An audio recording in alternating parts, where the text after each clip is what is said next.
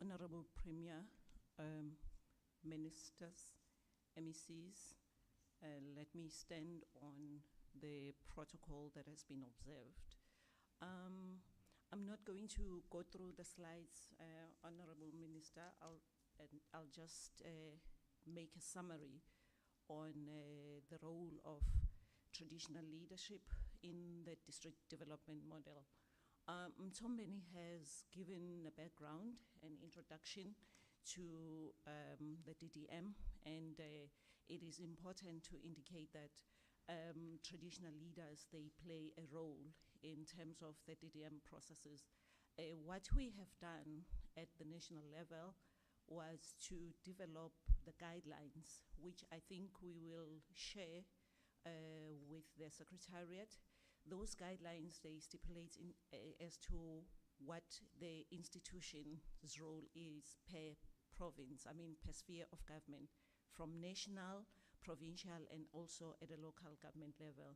And Premier, I would also indicate that what we have done is we've done some workshops just for the institution to understand what the role is in terms of the implementation of the DDM. And I must indicate that in KZN, it's been well received, and also in other provinces. In terms of their participation, I'll also indicate that in terms of the MTDP, in one of the outcomes, there is an outcome whereby we need to improve and enhance the participation of traditional leaders in development processes in terms of priority 3.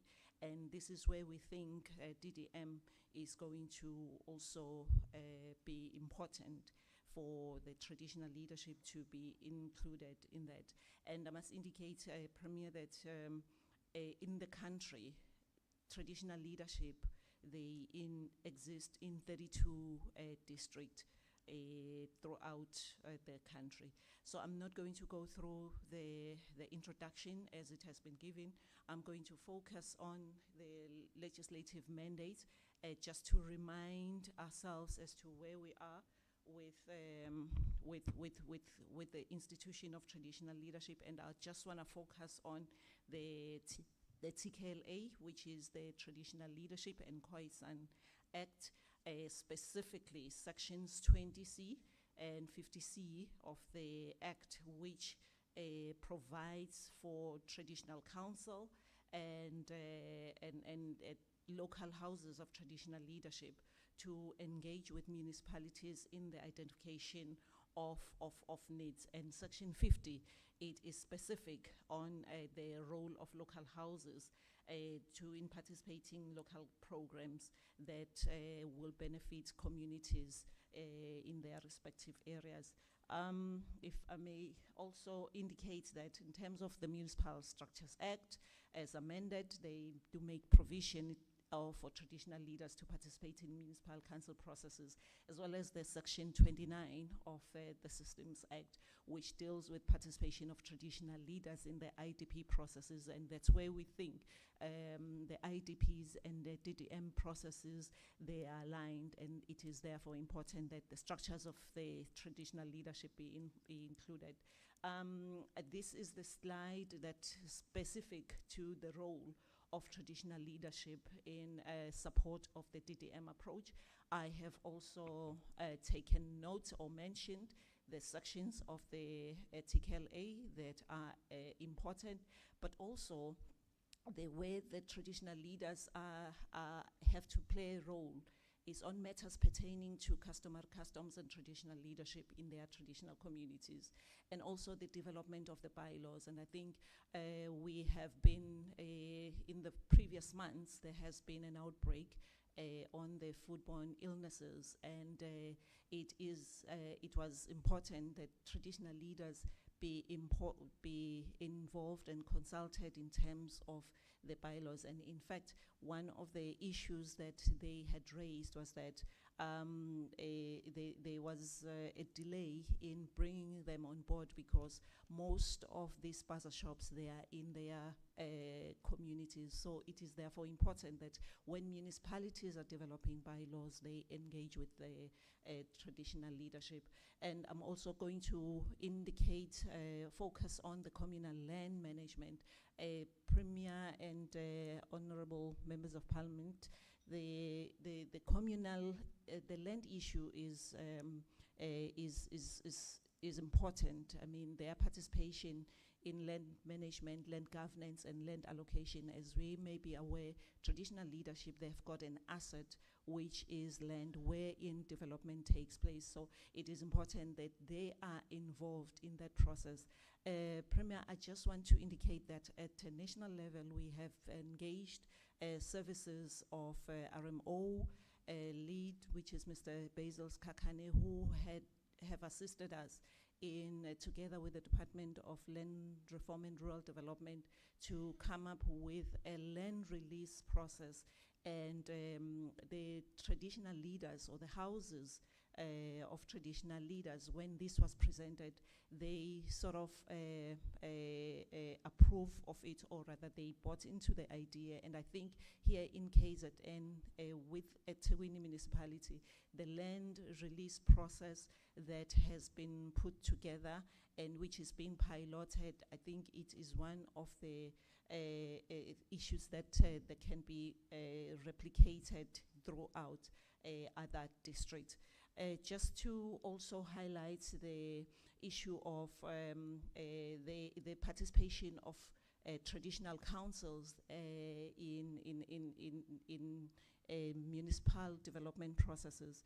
And what we have been doing, Premier, just to indicate that we have started a process where we have been workshopping the municipalities together with houses of traditional leaders on the role, especially when it comes to the TKLA and what it is that traditional leaders should be doing to make sure that they understand their roles in the DDM processes. These are the benefits in terms of their coordination, or coordinating of their needs in their respective communities, to make sure that they participate effectively. And here we are giving information on the DDM and the IDPs and how they are aligned. These are the issues that we are highlighting in terms of strengthening their leadership involvement, the traditional leadership involvement in DDM processes. We're saying there must be a role that are formalized in terms of planning, and it's got to be clearly outlined. And also make sure that there is adequate support that is being provided for traditional leaders to participate in these initiatives, and also the improved communication channels. When we were engaging with traditional leaders, they were indicating that there seems to be a communication breakdown sometimes when it comes to DDM processes. It depends on whether the traditional leader is in a position of engaging with that particular mayor. So I think what is important, it would be important that communication channels be improved, especially at a district level and also at the local level. And that information is contained in the guidelines that one was making reference to. These are issues for consideration, Honorable Premier, which I think would, forming part of the documentation that has been circulated. Suffice to say that when we're dealing with issues of DDM, the local houses are the port of entry for traditional leadership to participate in DDM processes. And I suppose that is going to also filter down to local municipalities where mayor speakers are engaging with traditional leaders within their local municipal areas of jurisdiction. And the issue of colleagues, I mean, COGTA colleagues at the provincial level, to also make sure that there is that working relationship between municipalities and the traditional leadership, where we are going to ensure that there is communication, proper communication that is there to make sure that information is conveyed, and the existing structures of IGR that are there for them to participate so that at least they make inputs. And capacity building is also very important for them to understand what needs to be done. Honorable Premier, those are the issues that I think we have taken into consideration when we were engaging with traditional leaders in their role in participating in DDM processes. And these are just concluding remarks to say traditional leaders, they play a vital role and in ensuring that there is development in their respective communities. Thank you, Premier. Thank you very much, Mr. Duma. You want to come back? Thank you, Honorable Premier. Just to indicate that we are recommending that the PCF notes the presentation and notes also the institutionalization activities and the role that traditional leaders play in the DDM. We also indicate that we have about 4 annexures that we've put here, which is additional information on the white paper, on infrastructure grants, on Rural Invest. Honorable Premier, thank you very much. Well, thank you very much.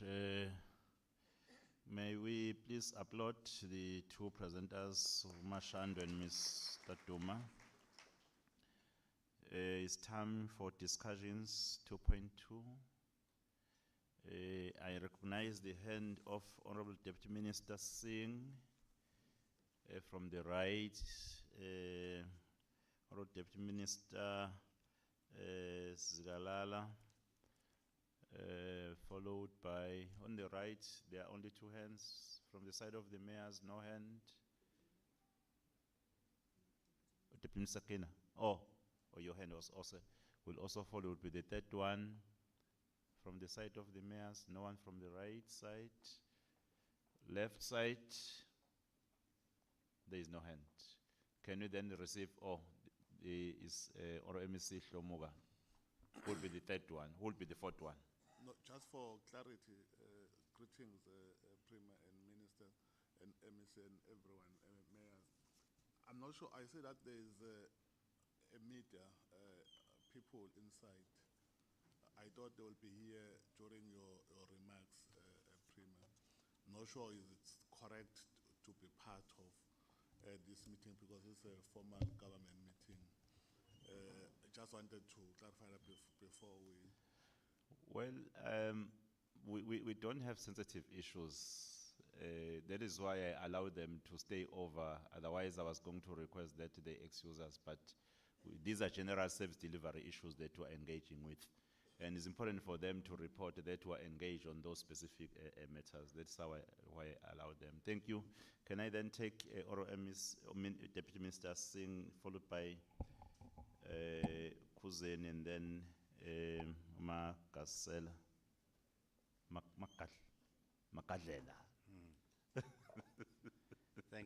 Thank you very much, Honorable Premier, and thank you for the welcoming remarks. And I greet all our colleagues that are here, Amakosi, mayors, MECs, officials, etc. Mr. Premier, just on a point of process, I was wondering whether or not the other presentations are not linked to what was made by Mr. Duma and Ms. Shando, and whether we cannot have a discussion when all the presentations are made, or at least the next one, 2.3 and 2.1. But I will take advice on that because we might just be repeating ourselves, and if all the presentations talk to each other, then perhaps we need to go through the presentations and then we can have a proper discussion. So I'm just putting that forward as a suggestion. Thank you.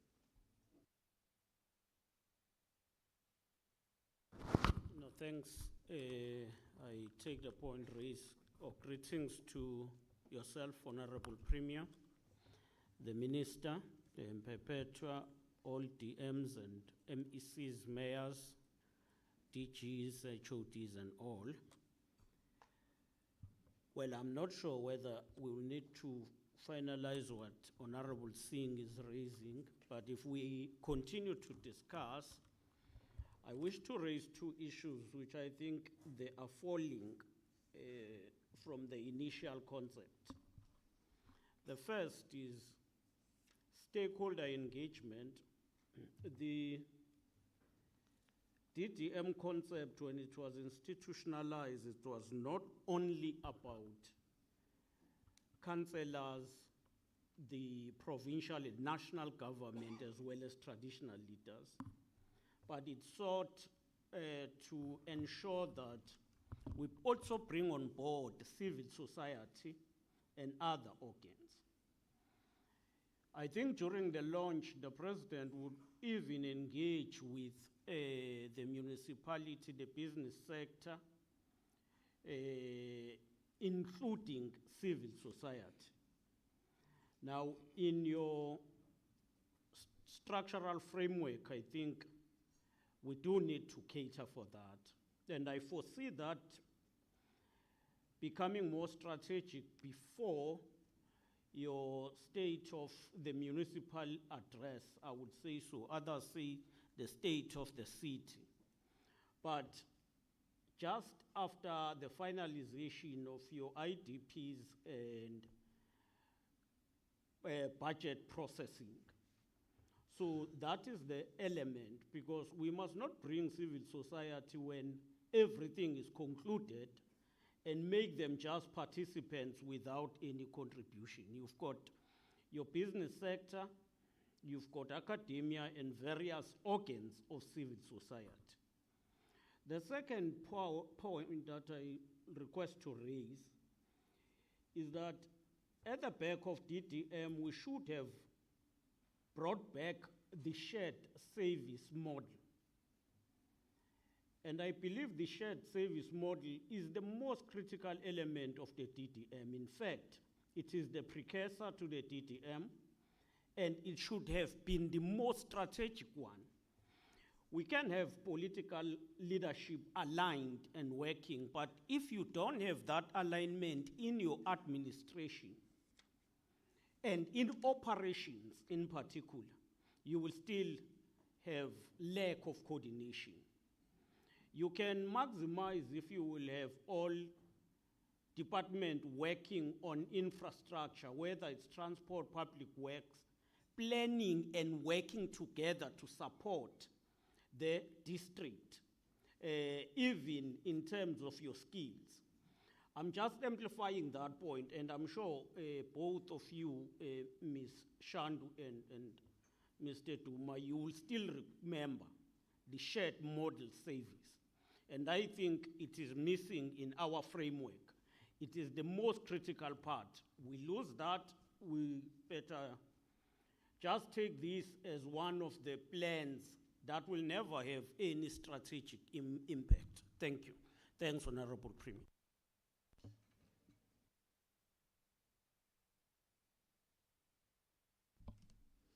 Thank you,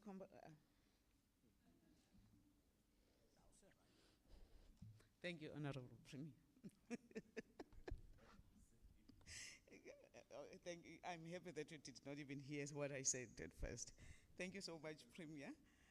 Premier, you receive. Thank you, Premier, and the colleagues. Greetings to everyone in the room.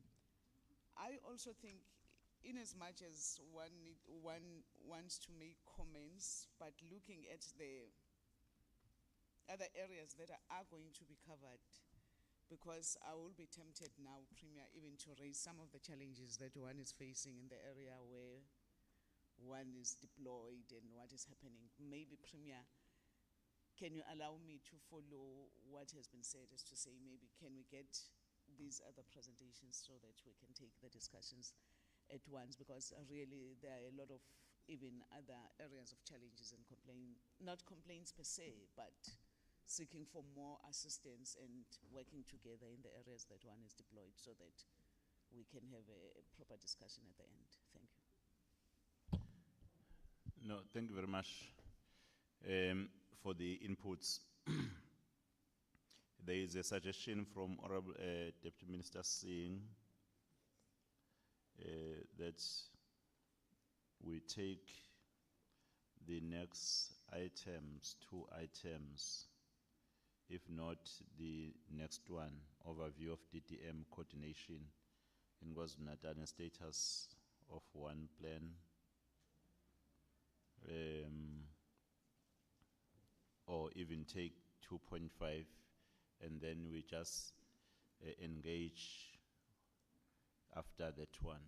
And is seconded by Deputy Minister Gina.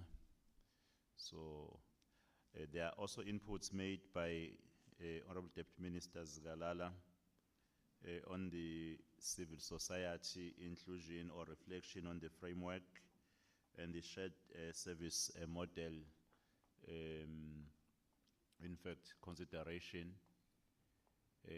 Can I therefore suggest that we move to the next presentation? You'll come back to comment on the issue of the civil society and the shared service model when we respond to the discussions that we'll be receiving after the presentation, the next presentation. You must record it down. Let us then move to the next item, which is 2.3. 2.3 will be presented by Acting HOD Mguchini for COGTA, the director from COGTA, Miss, the handwriting of the gentleman here is a doctor's handwriting. I don't mean Dr. Plain Zimande, but I mean just a doctor. Miss R. Rashna. Oh, Rashni. Okay.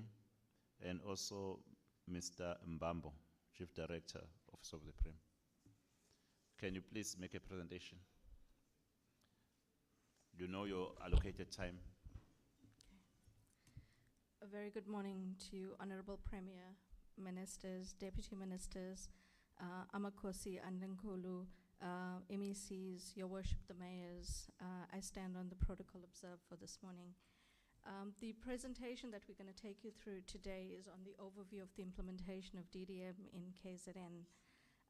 We're just going to talk at a high level in terms of the review, the overview of the institutionalization of the program, the progress in terms of the implementation of your catalytic projects, in terms of our DDM regulations that have been gazetted. We're going to talk to you about the challenges experienced within DDM thus far. We're going to propose quick wins and strategic recommendations and advise the extended PCF in terms of the DDM KZN institutionalization framework, as well as our implementation plan that will commence in the 4th quarter. But before I go through that, Honorable MEC, I just want to remind the House in terms of the deployment of our champions in our province. It's important for us to note that at national level, we have Deputy Minister Masondo, who's supporting our MEC Shinga in the Ugu district. We also have Deputy Minister Pashla and Deputy Minister Morolong, who's supporting MEC Duma in the Mgungunlovo district. We have Deputy Minister Shlengwa, who's supporting our MEC Buthelezi in the Utukela district. The Deputy Minister Sabia, who's supporting our MEC Zondi in the Mzanyati district. We have, in the Amajuba district, we have Minister Mantashe, as well as Deputy Minister Mpinga, supporting MEC Mayor. Zululand, we have Minister Nkosi Buthelezi supporting MEC, supporting our MEC Simelane Mgadi. In the Mkanya Kude district, we have Minister Tolashe as well as Deputy Minister Nomalengo Kina supporting our MEC, MEC Madlopa Mtetwa. In the King Tetwayo district, we have Deputy Minister Nzuza supporting MEC Kaula. Ilembe, we have Deputy Minister Zikalala supporting MEC Rogers. In the Harry Gwala district, we have Minister Nzimande as well as Deputy Minister Lungo supporting our MEC Shlomuka. And finally, in the eThekwini Metro, we have three national champions. That's our Minister Ndabeni Abrahams, Minister McPherson, as well as Deputy Minister Singh supporting our Honorable Premier. So we have quite a vast number of deployees that are supporting the districts together with our MECs, ensuring that the DDM implementation actually is implemented within the province.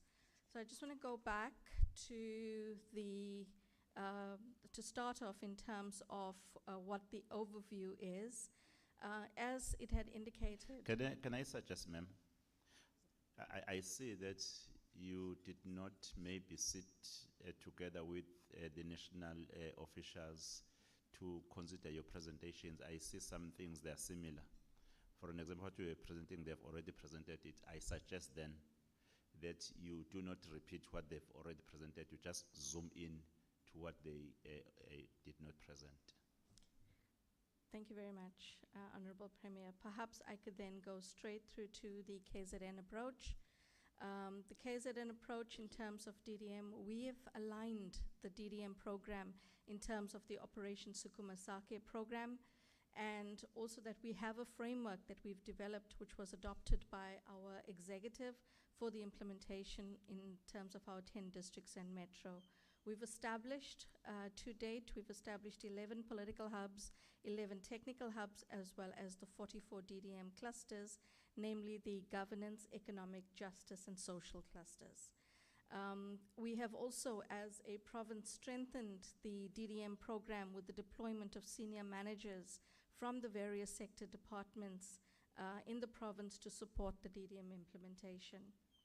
I think we also need to indicate that we have through the One Plan process, we've developed the district profiles, we've developed the comprehensive One Plans, and now we've reviewed those comprehensive One Plans in terms of the regulations that have been gazetted last year.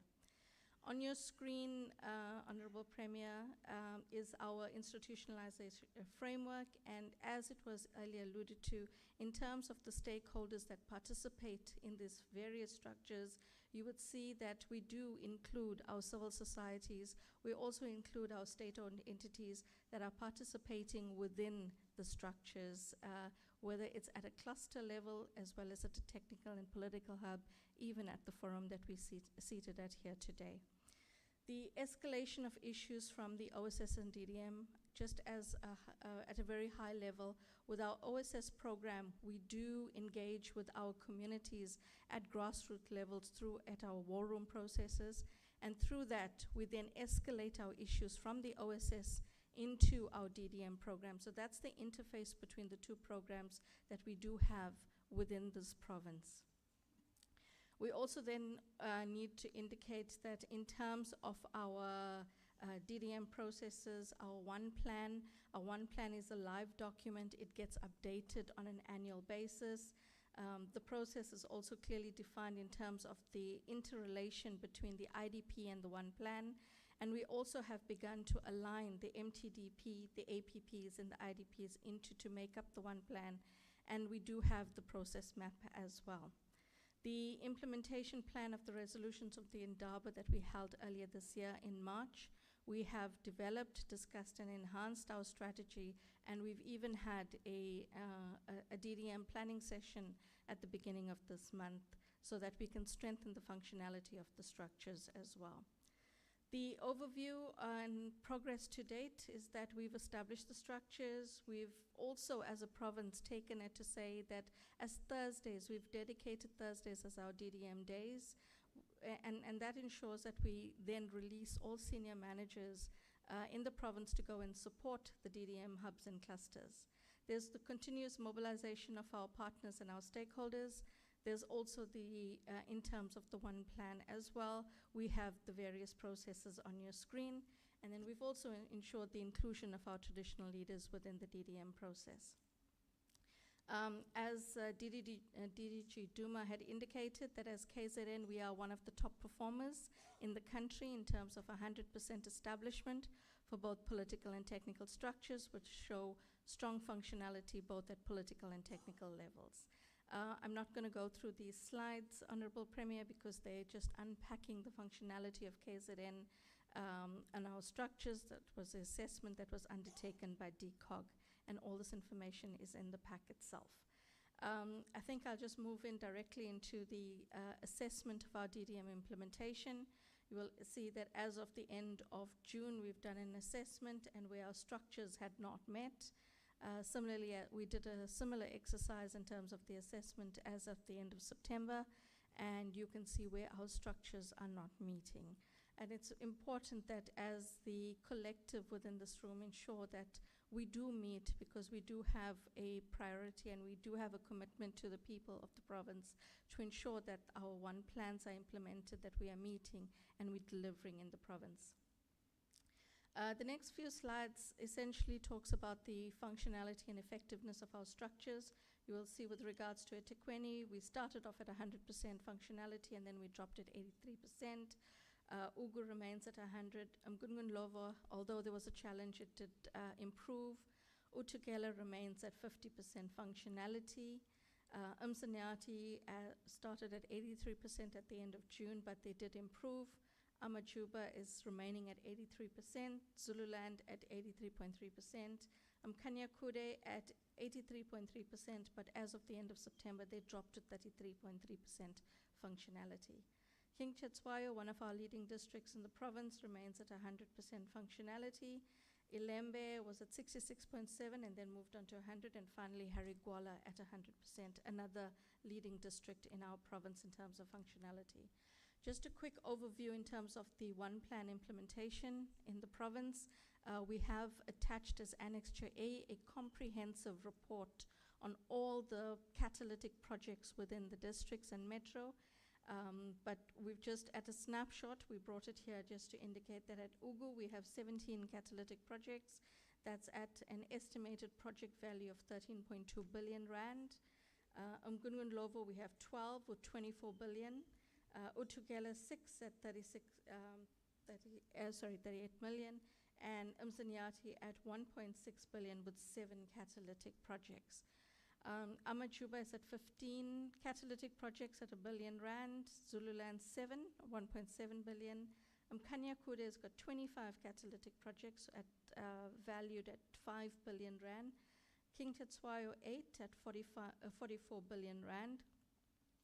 Ilembe has got 34 catalytic projects at an estimated value of 43 billion. Harigwala's got 19 at 1.4 billion, and eThekwini's got 16 at 146 billion.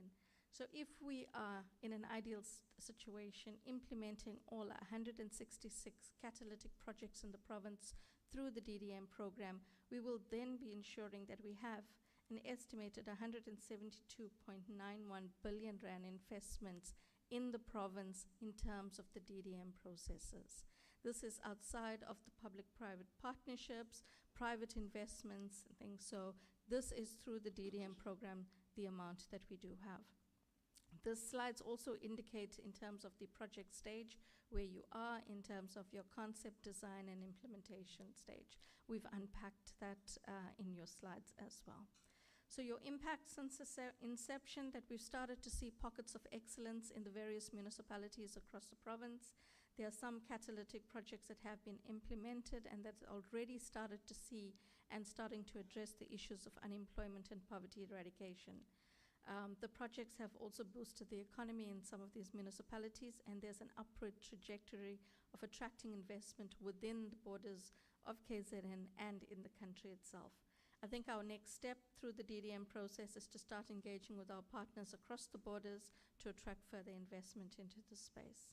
I've touched on these projects in terms of the districts, our catalytic projects and the ones that have been implemented to date.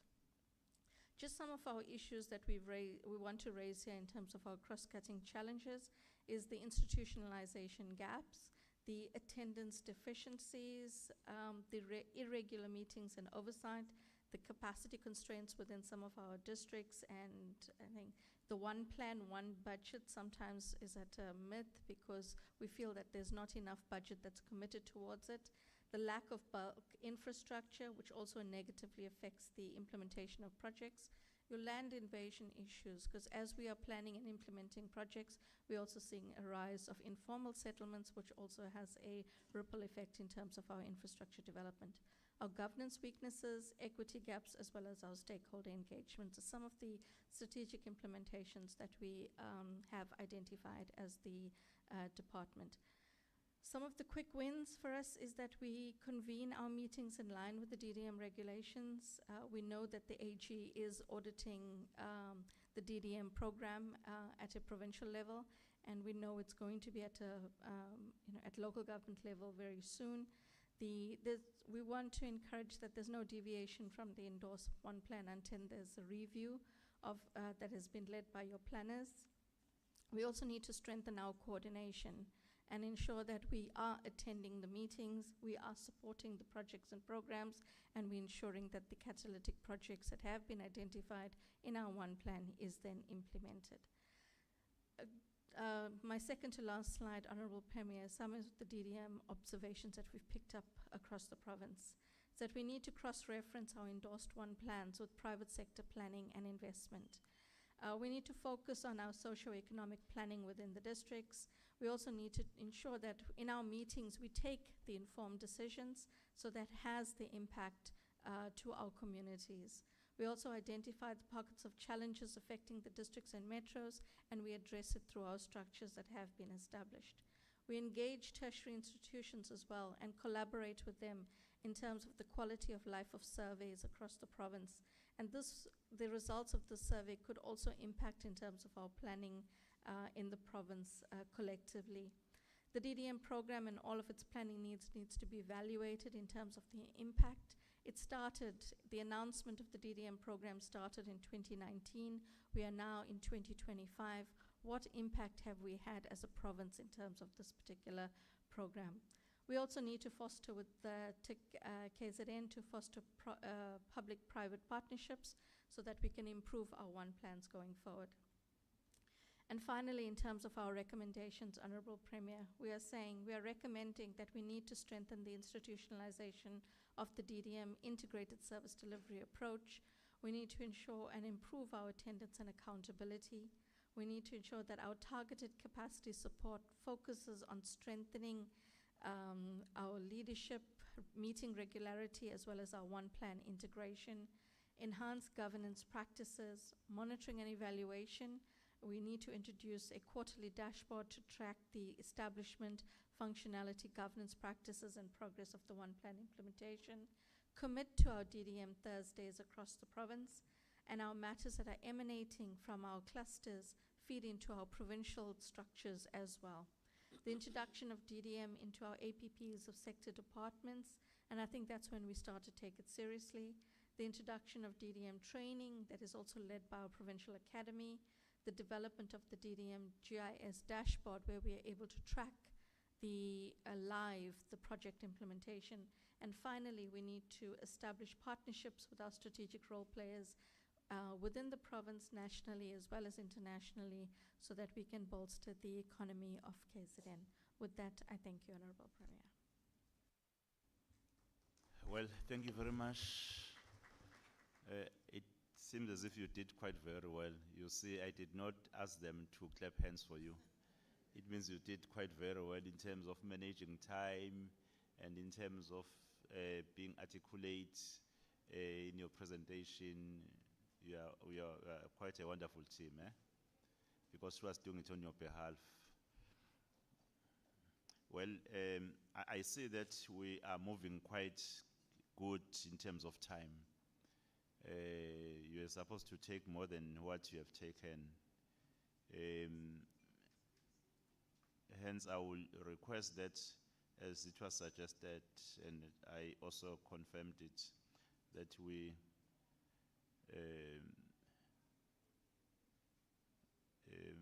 take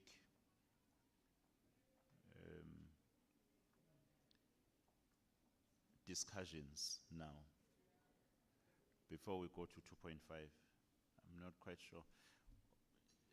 You see, why I'm saying so, or rather, except if we're able to jot down questions from this presentation, because there are gaps which we need to address in municipalities.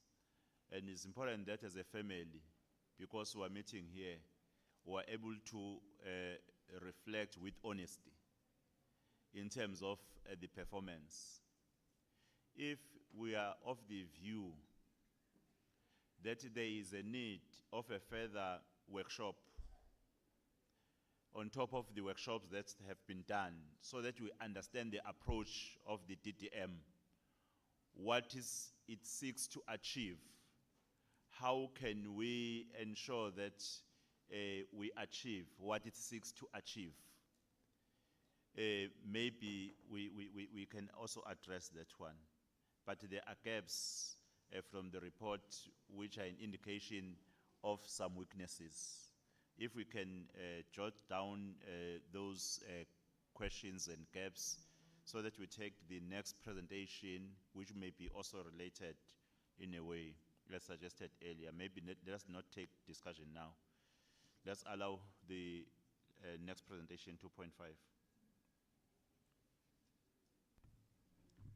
Thank you, Honorable Premier, to the national ministers present, the deputy ministers, MECs present, to the mayors from the 54 municipalities in our province, to the DG, HODs, to the PC, municipal managers present from the 54 municipalities in the province, to the private sector representatives, civil society, the officials present, and also to honor our Amakosi, led by Nkosi Sushinga, the chair of the provincial house.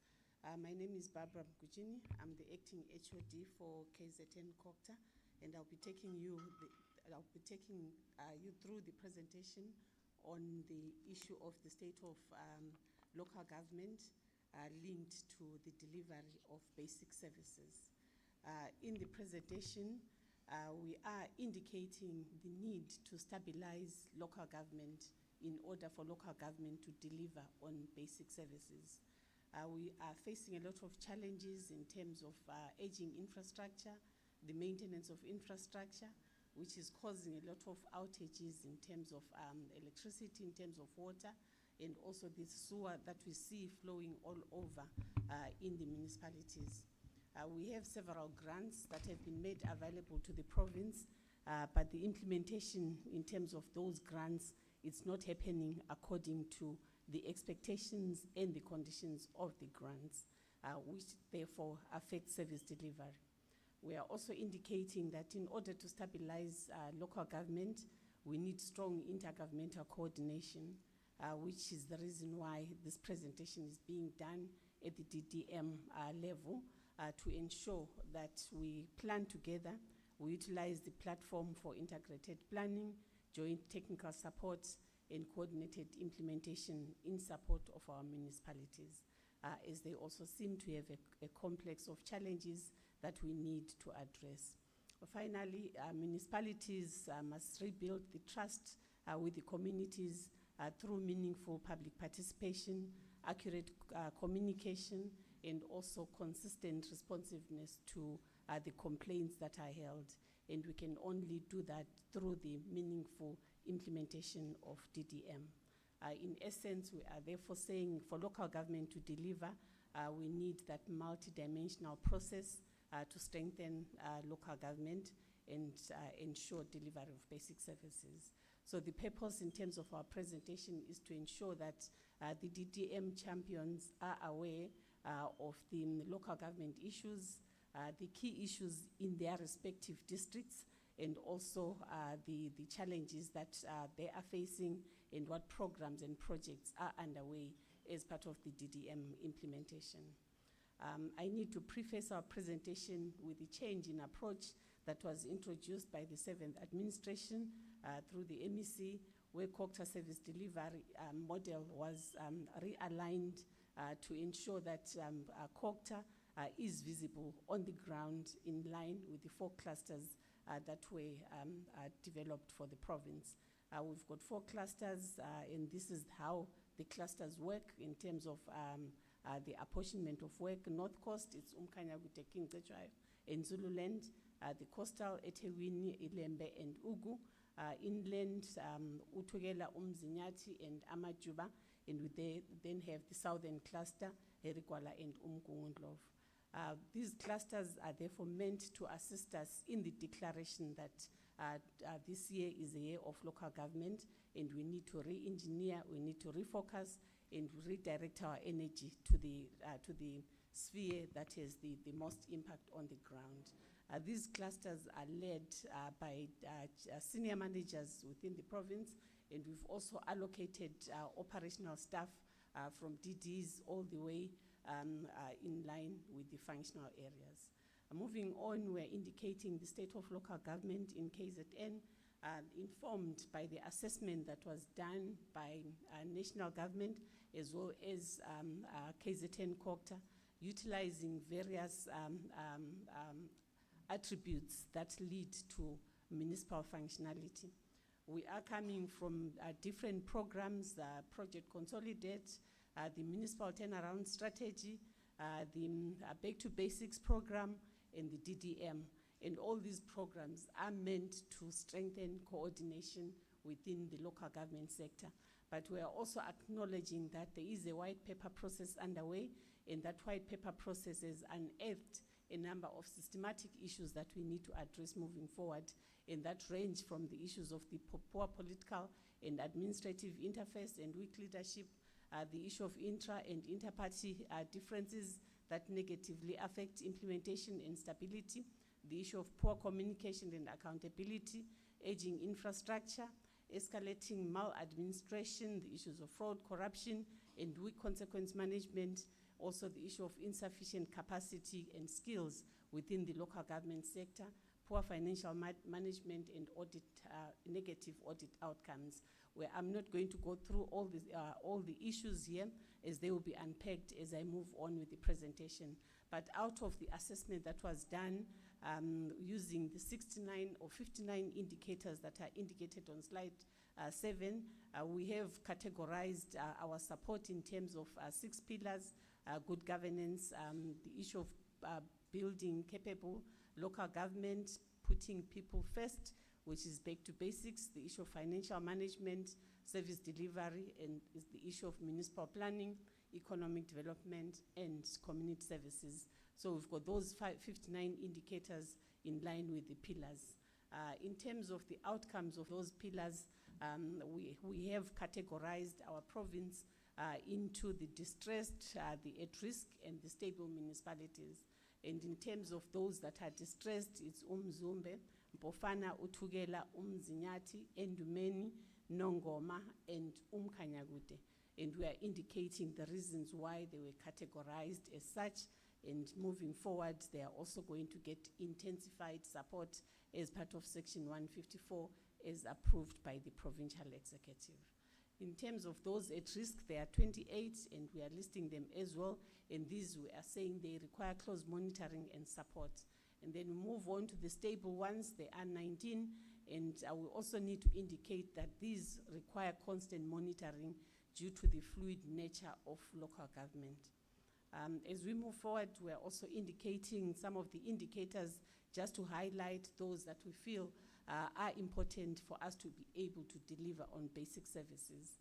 The first one being the issues of audit outcomes, where we are indicating the improvements and the regression in the province over the years. But I need to move to the next slide, which is more clearer in terms of audit outcomes, where we've got a disclaimer in Endumeni, adverse outcomes for Umzinyathi and Umzumbe, and we also have 36 unqualified findings and 7 unqualified or clean audits. And this is based on the 23-24 audit outcomes. And within the next few weeks, we should be getting the audit outcomes for the past year. So we are glad to indicate that we've got those 7 clean audits, and we are hoping moving forward we should be getting more of those clean audits. In order for government to deliver, we also need to fill the critical vacant posts. This is an indication as of 7 November in terms of those critical posts. We have 6 municipalities that have not filled the post of municipal manager. We have 5 that have not filled CFO posts, 2 with no corporate services filled, and 4 out of 54 with no technical services.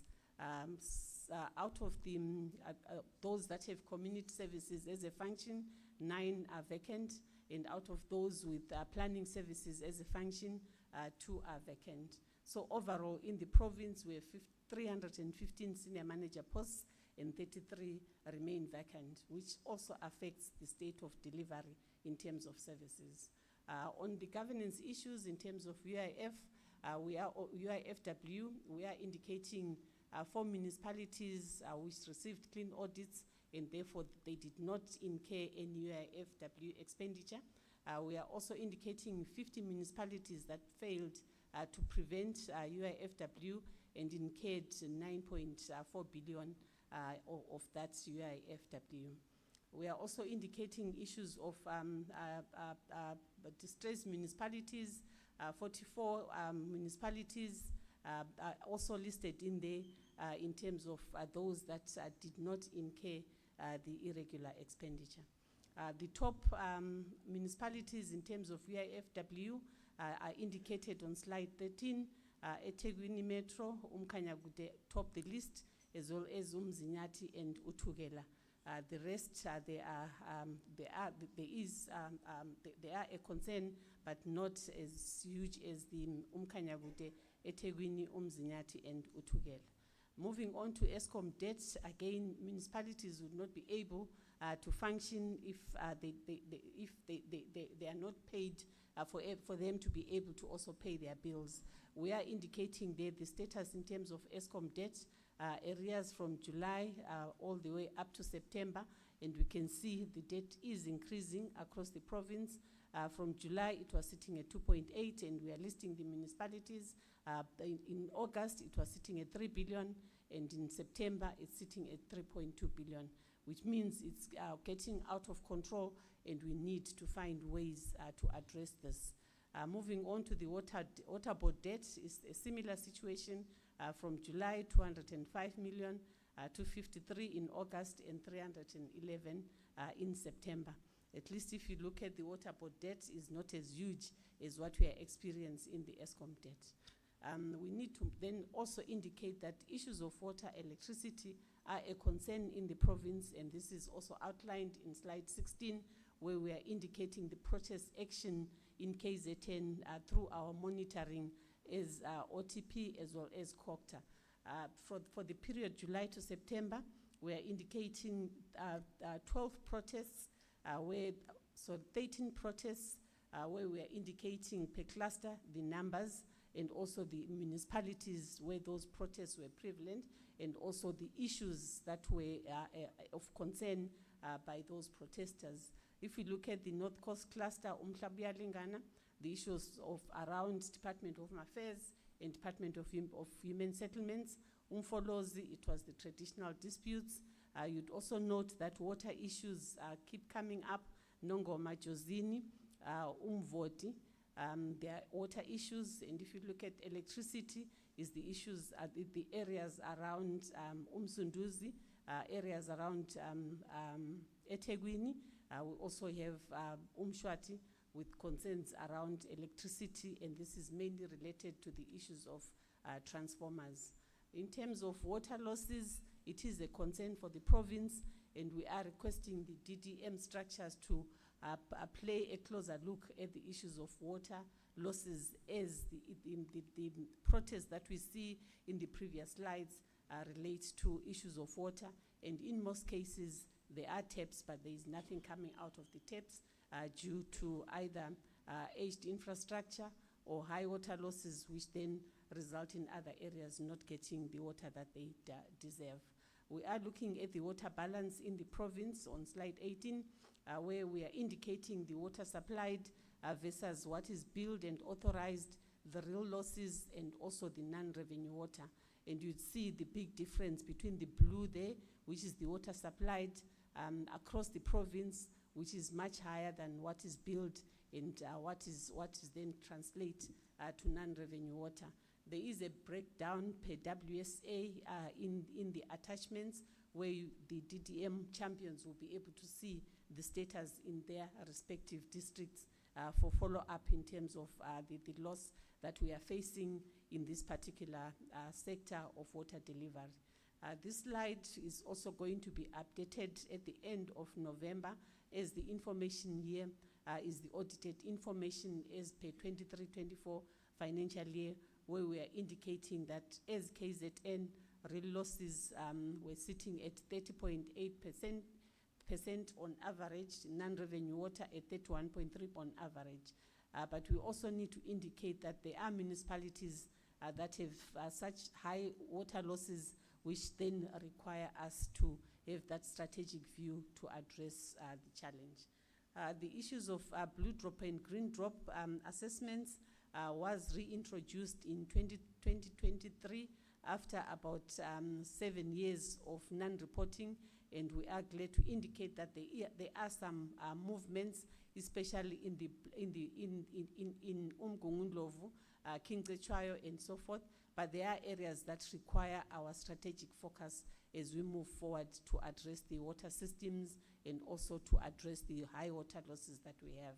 I will not go through in detail, as this information is trying to indicate that as a province, we are lagging behind in terms of ensuring that we address the issues of basic services. But if you move to slide 15, you'd also note that Umgungundlovu, Umsunduzi, and eThekwini did score high in terms of the green drop.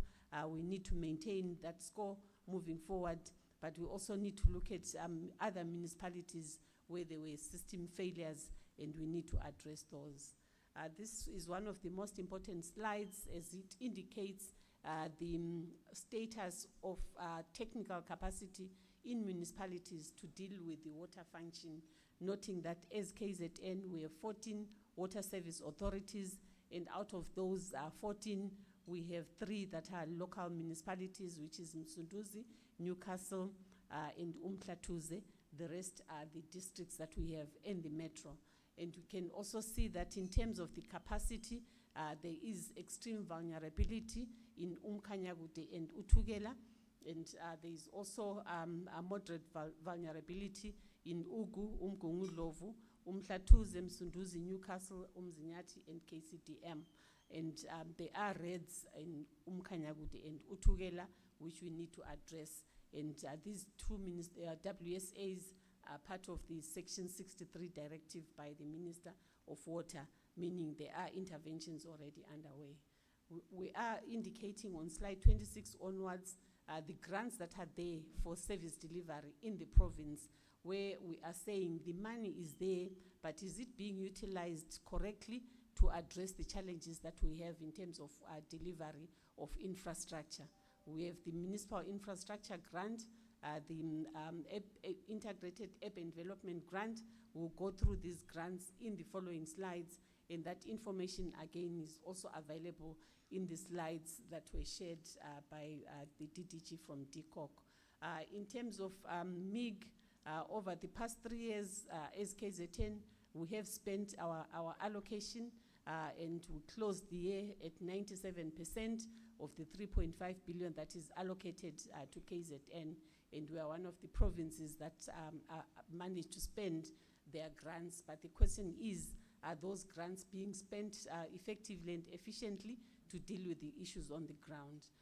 We are also indicating the non-financial indicators in terms of MIG, and also the apportionment in terms of where our MIG allocation is going.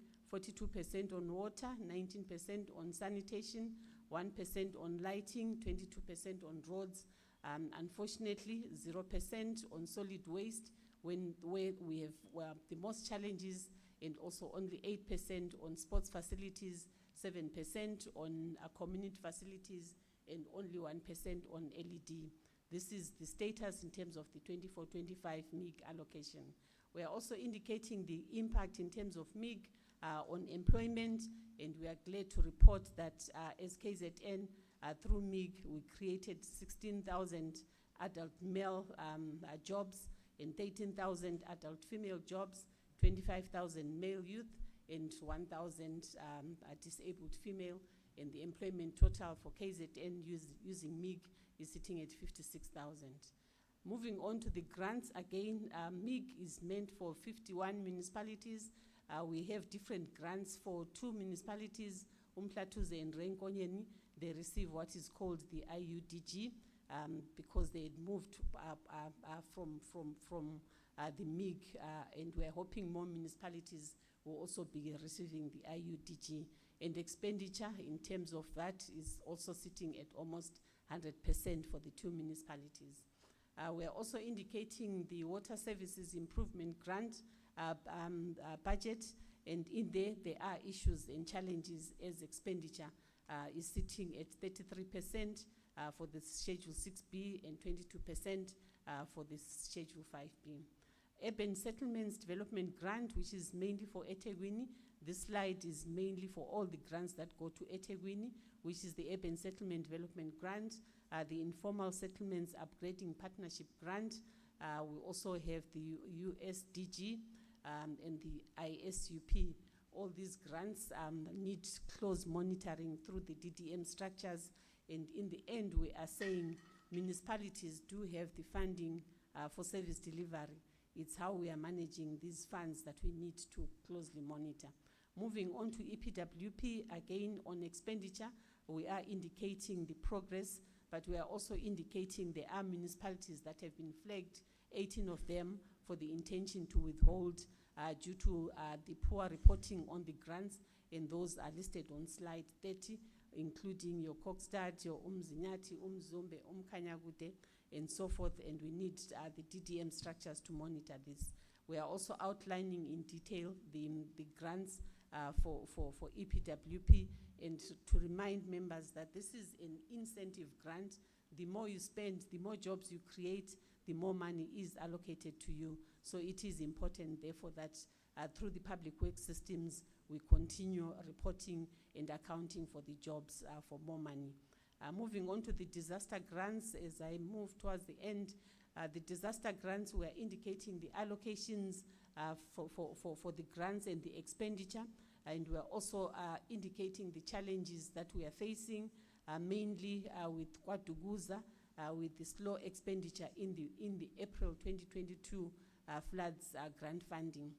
There are new allocations that have come on board for the 2023-2024 incidents, and these are listed there with 76 million allocated to KZN.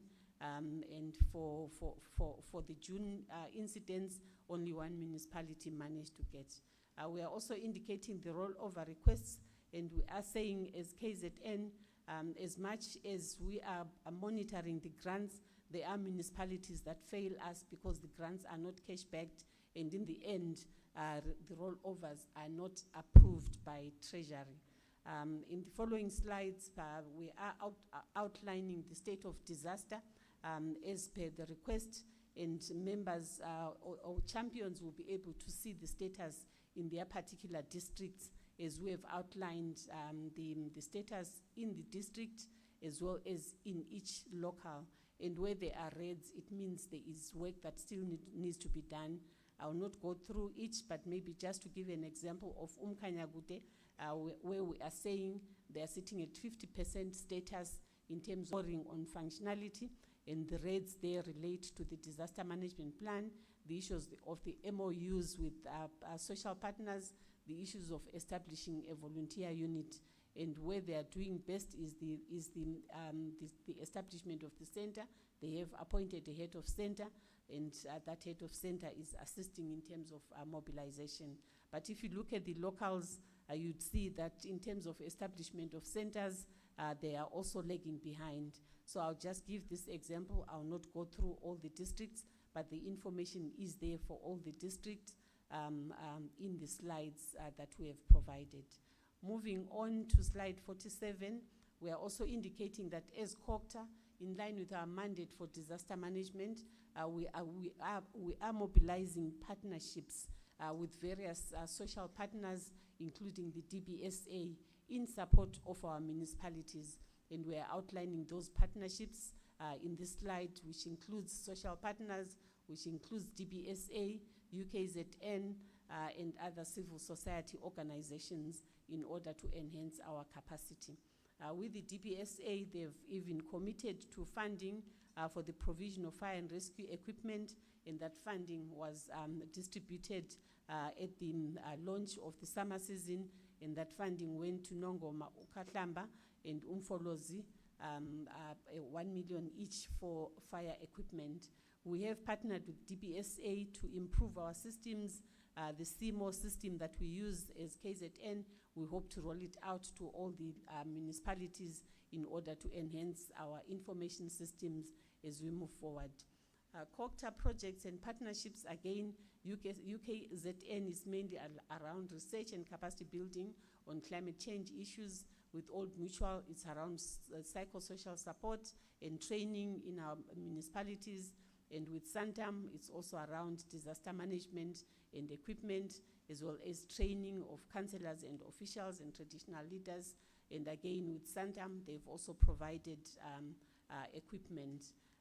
Red Cross, UMSAMO, Al-Imdad, Tembanjilo Foundation, all those are some of the partners that we are saying as municipalities, we also need to enter into agreements so that when there are disasters, we are able to respond swiftly.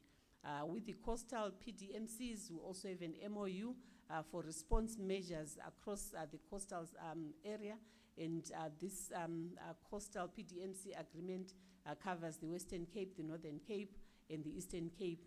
And when we have disasters, we then exchange capacity and support. And you may have seen during the April 2022 floods, the Western Cape sent a whole delegation of firefighters to support our province in response. I will not go through the response measures, just to indicate that there are various EPW programs that we can implement as we have done as COGTA, and we are outlining those programs. Slide 55 onwards are the programs funded through our baseline as COGTA in response to the protests that we have, and also the capacity constraints, and as part of Section 154. And I will not go through each one, but to just demonstrate that where there are challenges, we then intervene through our own baseline budgets. And that also includes intervening in terms of the traditional administrative courts, the renovations, and in the process, we also then create jobs at local level through the rehabilitation of this infrastructure, as listed on slide 58 for the benefit of our traditional leaders. Moving on, we are indicating the bulk water projects that are underway through our board, the Umgeni Utukela Water Board, and through our WSAs, and these are the bulk projects that will bring a difference to our province. In conclusion, we are indicating that we need to then work towards stabilizing local government as a foundation for the provision of services, and we are also saying a stable municipality is one that is able to plan, manage resources transparently, and also resolve governance issues and conflicts decisively. We are also saying as ultimately local government is the pathway to service delivery, and they need to receive the maximum support through all the spheres of government. As recommendations, we are indicating the strong focus on water supply, the strong focus on sanitation and waste management, the strong focus on electricity supply, and also in terms of the illegal connections that are becoming a challenge in the province. We are also indicating a focus on the issues of maintenance and sustainability of infrastructure, including asset management, and also the need to improve on infrastructure planning, maintenance and delivery, and also to build the administrative and technical capacity that we need on the ground, which also includes ensuring the rapid response teams are in place to respond to community issues, and we also create fast track the recruitment of the municipal managers, technical services units, in order for us to then deliver on the services as expected. Thank you, Honorable Premier.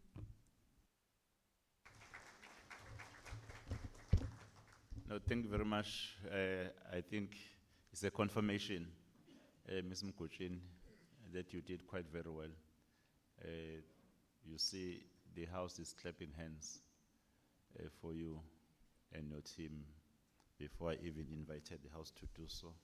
May I therefore request that we allow now discussions. They've made a presentation on the DDM and also on the state of local government. This session is open to all of us, including the municipalities. It's also open to you, but not to dispute the report, because that is something you can do to correct the report with COGTA outside. But for here, because whether the report cannot be accurate, but it's a suggestion that there are gaps that you need to attend to. May I therefore invite hands? I'll start from the right and record Dr. Nzimande, our minister.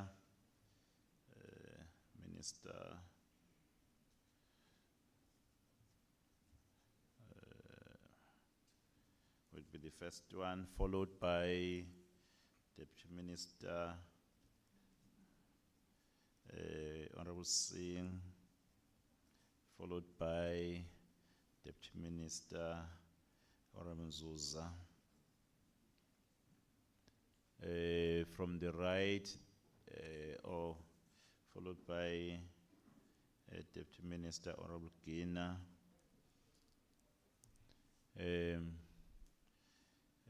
His Worship the Mayor Zuma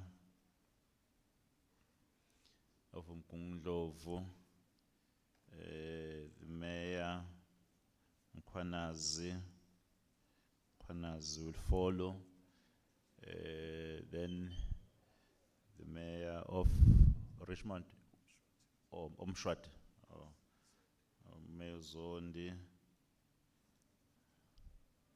There are the only hands, only 7 hands from the right. Let me come to the left wing.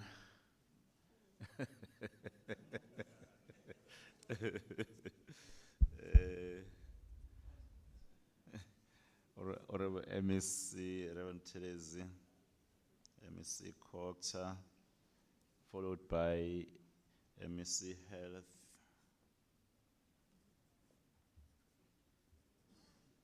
MEC Dart,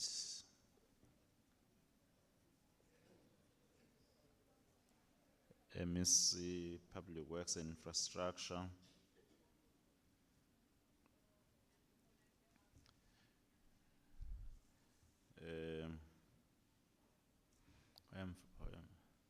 this is Mayor.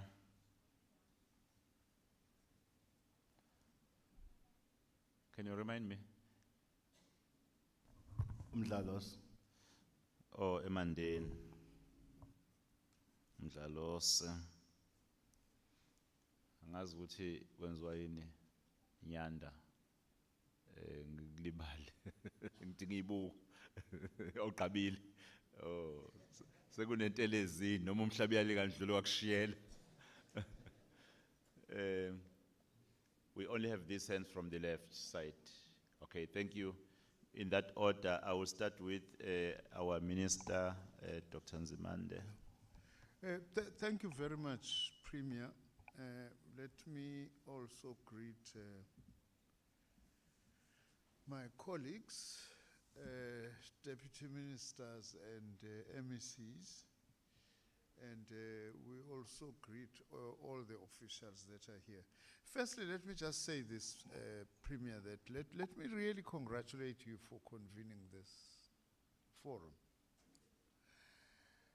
It's gonna be a very useful forum for reporting and to measure ourselves in terms of progress that we are making. Of course, you considered it's a legacy from Khuzeni, but it's good that you are following this legacy. Just a few comments. Let me start with something glaring that is missing. I'm not seeing much on crime.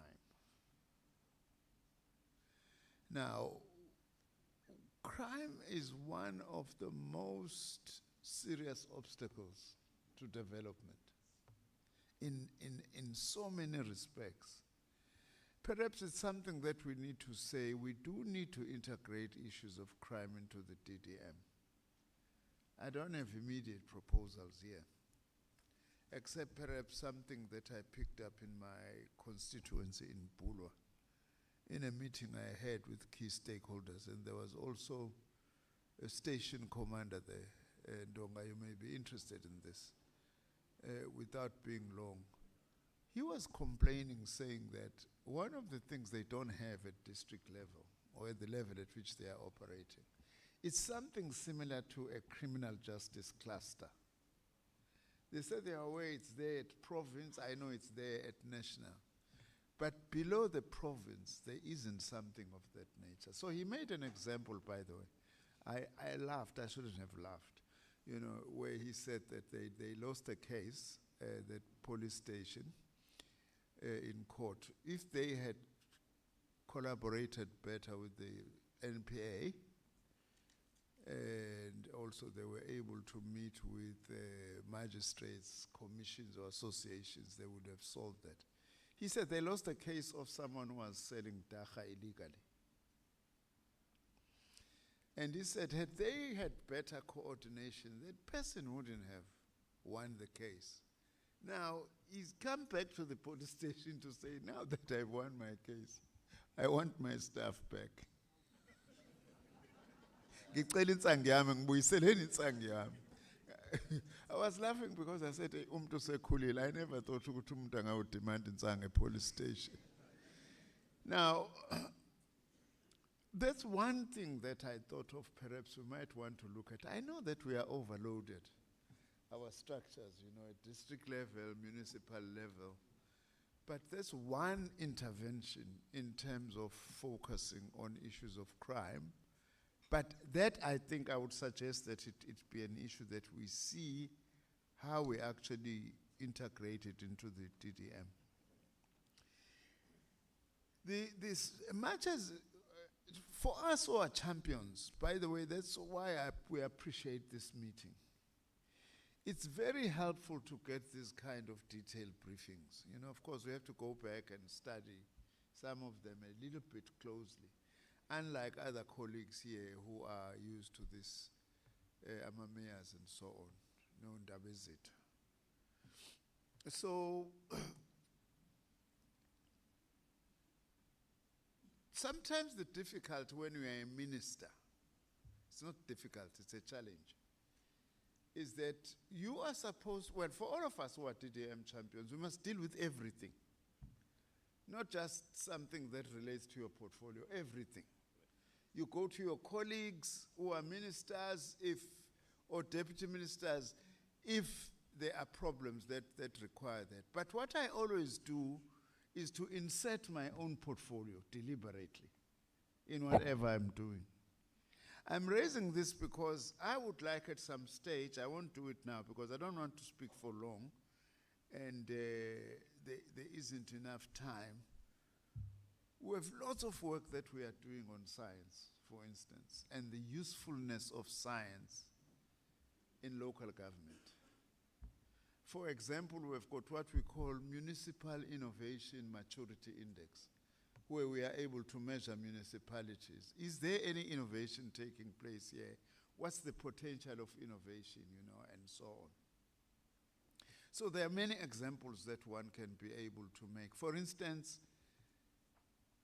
in one of the municipalities, we've come up with innovation on trying to reduce stock theft through technology that has come from a local area, how we can possibly better deal with stock theft, for instance, as an example.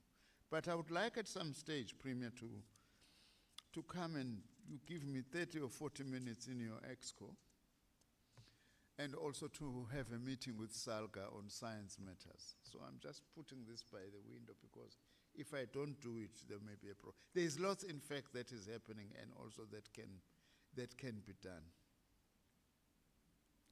Now, just the last few things that I would just like to raise. The main one, you know, listening to the reports, I ask myself, do we have an overarching provincial strategy to deal with challenges at municipal level? If we do, great. It would be nice to have a presentation on that one day. But if we don't, we really need it. I know that Minister Hlabisa at national level has been having a strategy of, amongst other things, picking up the first 12 worst municipalities and saying, why are these municipalities performing this badly? How do we assist them to be able to turn them around? And usually, by the way, it's the same kinds of problems. It's human resources, it's finance, it's supply chain. When you look at what is problematic, it's 5 or 6 similar issues across the board. So it's something that if we do not have, we will need to develop to support our municipalities. That's now largely from the standpoint of being a district champion. And also to use this platform to lift areas of intervention. So when presenters also, I know they are making recommendations, that's good. I think perhaps that's important. Concrete recommendations on what are the things that we need to meet, so that if you convene us 6 months or 8 months from now, we are able maybe to start with a report that of the areas that we had identified, what progress have we made? What is it that is actually required more, and so on. So let me end by agreeing with Deputy Minister Uzikala Lukuze. The involvement of civil society is really critical. It's absolutely critical. So when we are looking at the framework for the DDM, it's one of the things that we need to be strong about and say, how do we do that at the different levels, at provincial level, obviously, but also at district as well as at municipal level.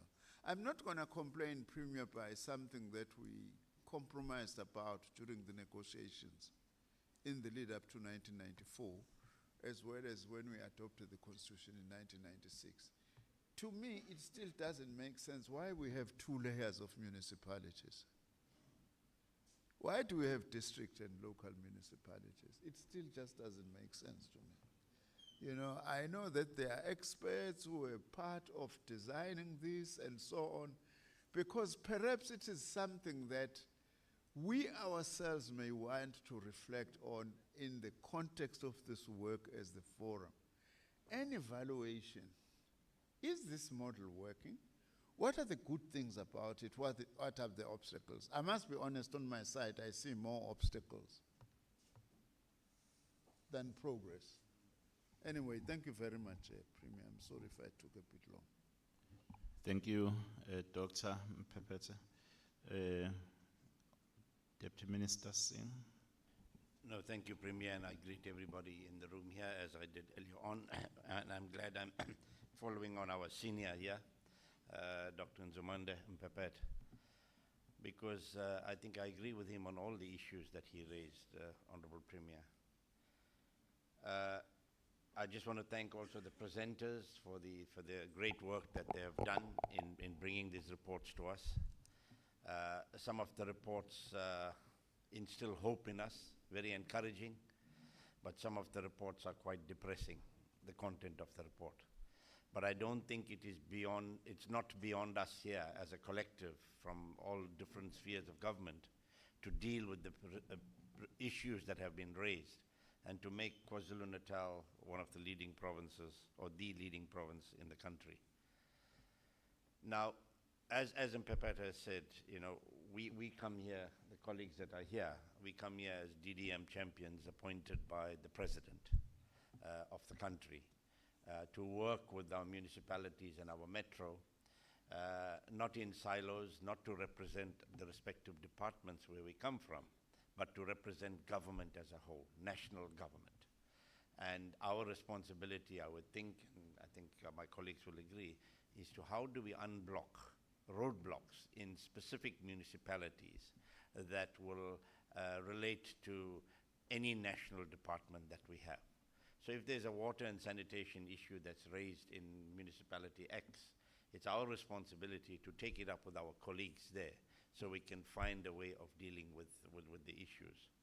And this is why I like the point about Minister Nzimande has said that he wants to come and have 30 minutes with your provincial executive.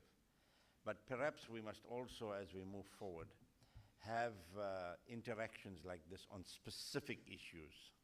This is a general presentation made to us, but if we identify the specific challenges in the province as being water and sanitation, crime, I see tourism didn't feature much, but tourism potential and opportunities, in KwaZulu-Natal are immense. And I think that's something that we've got to bring in at every level of government. Then the issue of the rail and the ports and the SOEs. I know we just mentioned SOEs in passing, but perhaps there's need to bring the SOEs around the table and say, well, what are you bringing to the table in terms of roads, road infrastructure, ports, etc., that will contribute to the development of the province. So there are many obstacles, Honourable Premier, in ensuring that we can make KwaZulu-Natal a prosperous province where we can grow the economy. What we need to do is grow the economy, because if you grow the economy, then you have jobs. And I was pleased to see the One Plan implementation progress as at 30th September, which really is quite focused. And just by the way, I've been appointed together with Minister Dean McPherson and Minister Stella Ndabeni as DDM champions in eThekwini, and together with yourself, Premier, representing your province. And we've had a number of meetings with eThekwini. I don't know if any eThekwini officials are here. I didn't have a chance earlier on. If they're not here. Oh, you have eThekwini, that's great. Now, we've had a very, very good relationship with them as DDM champions and yourself, where they've presented to us the economic opportunities that they have in this province and how they can unlock. But see, one of the things that has come up here, and maybe I should just mention it, is the question of roads. They've got, according to your own figures here, the presenter, 146 billion rand estimated value of projects. Now that's a big number. And they've got 10 in implementation, 5 in design, 1 in concept. Now, when we had meetings with them, one of the biggest challenge was road network. And not SANRAL per se, but KZN Department of Transport. And the inability of, well, I'd say the challenges that transport has to provide adequate road network to unlock these investments. And these are not government investments, these are private investments, private sector investments. So perhaps, Premier, like I said, we need to have specific interventions and meetings with your MECs and yourself to say what are these roadblocks that we have. Another area I think which is we must focus on is crime. Pepeta spoke about crime. Wildlife trafficking is a serious issue. Drugs is a serious issue allied to GBV. How are we dealing with it in respective municipalities?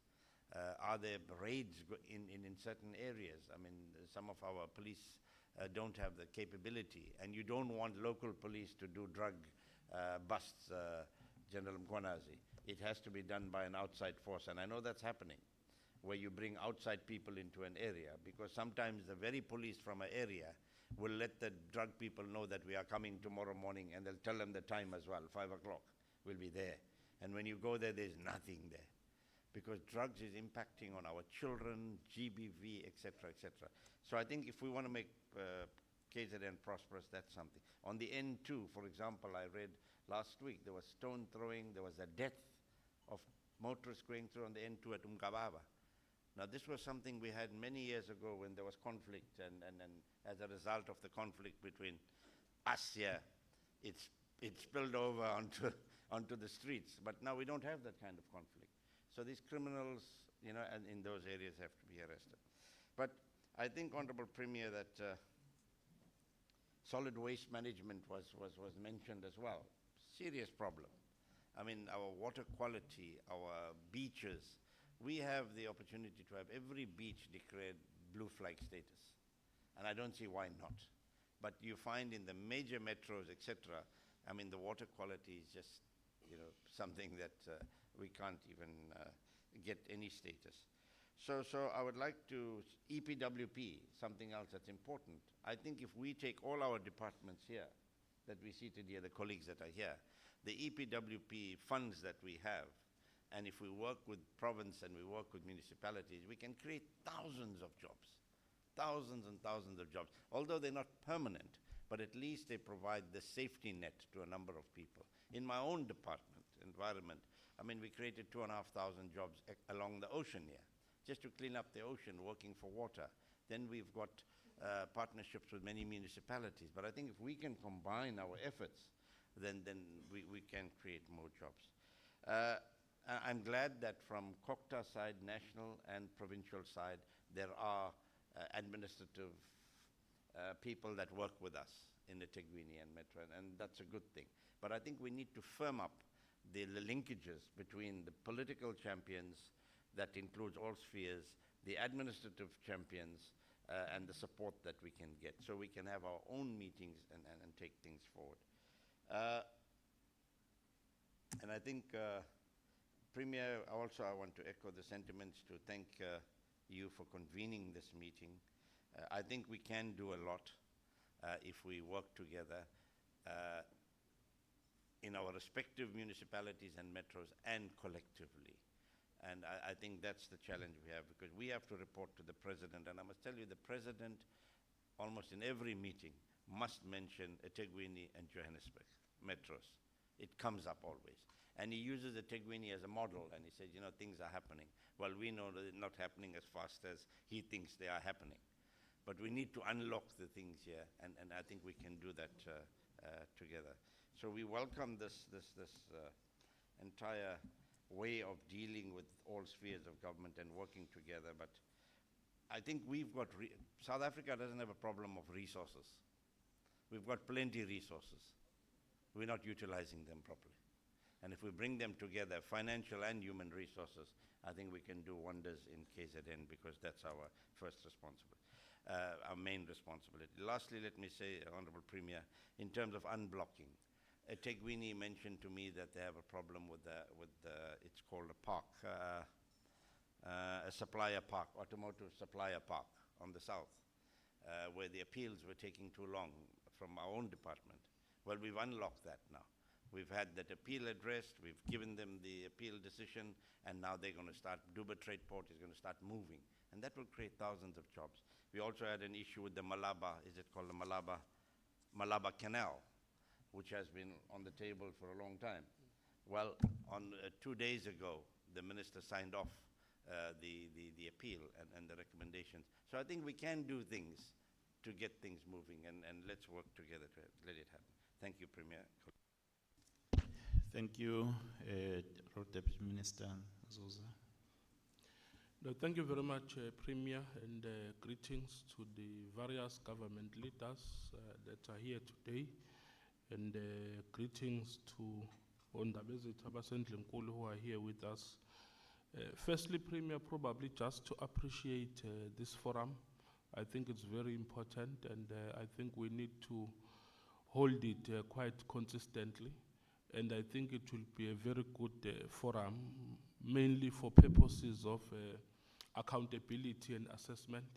It will be good that whatever we will have agreed upon here today and the work that is supposed to be carried out in various districts is also monitored through this particular platform.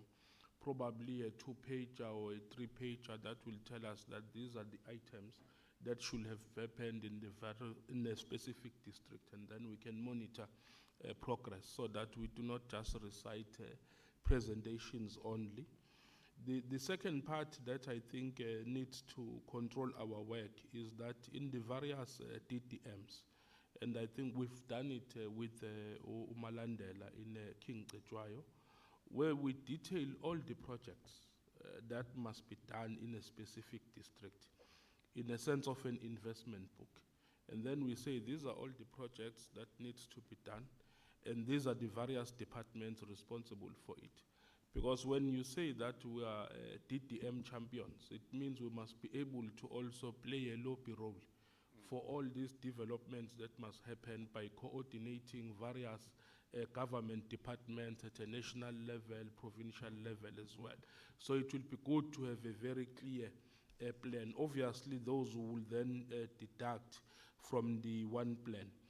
And also the issue of the monitoring of the action plan, because more often we have the plans, but if we don't monitor them and we don't hold anyone accountable, Premier, I can tell you, we will sort of slide down and we'll end up saying, no, we hold meetings, we've had 4 meetings, we've had 5 meetings, whereas our ultimate goal needs to be the essence of development at the ground. And I think one of the things that the President has done is probably to allocate DDM champions from where they come from, because it is an understanding that you take passion of the area you grew up in, you also take passion and use the understanding of that area for issues of development. So I think we need to leverage on that.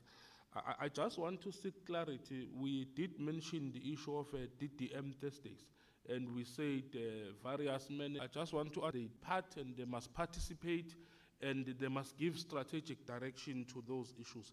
With regard to municipalities, Premier, I say that we have highlighted all the problems that are there with those municipalities, but I think we need to map out intervention points. In this municipality, this must be the intervention that must be done. And if I'm saying interventions, I'm not talking about, on a lighter note, I'm not talking at a leadership level where you say you will intervene by changing leadership, but what interventions can be done to assist the municipality to move forward. For instance, if they say we have an issue with ESCOM, we need to negotiate a package deal on the debt that we have with ESCOM. Let's map out. The municipality provides a plan. We then engage ESCOM on that plan. Obviously, you then leverage on us being there as DDM champions. If there is an issue of a problem with water service provision, and we understand that there are projects that have been clogged up with water and sanitation, then those interventions must be made. If it's interventions around financial management, we engage institutions, Treasury, Auditor General, and so on. So if we can map up each municipality, these are the challenges that they are facing, we think this will be the solution. This is the role that can be played by DDM champion. I think it will help us get to the more practical way of doing things. Thank you. Thank you. The Honourable Deputy Minister, Gina. Thank you again, Premier, and greetings again to the House. Premier, I think my excitement most of all is that gathered here we are talking about every level of leadership in the province, and especially our traditional leadership, Amakhosi, because they really have a huge role to play in the work and the duties that we do, even at the level of DDM. I just want to mention one example, Premier and colleagues. We talk to the development of our areas. We want our municipalities to perform, but we can never leave out the issue even of land and the usage of land. Let me make one example, Premier, that I want to share with you. We have got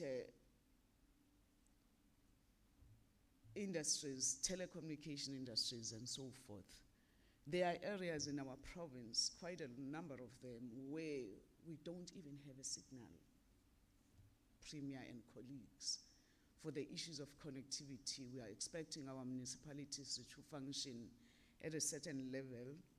We are expecting our schools, our institutions of higher learning, hospitals, everything that we are having, all the departments where we need to connect and have certain form of signal and connectivity when it comes to such.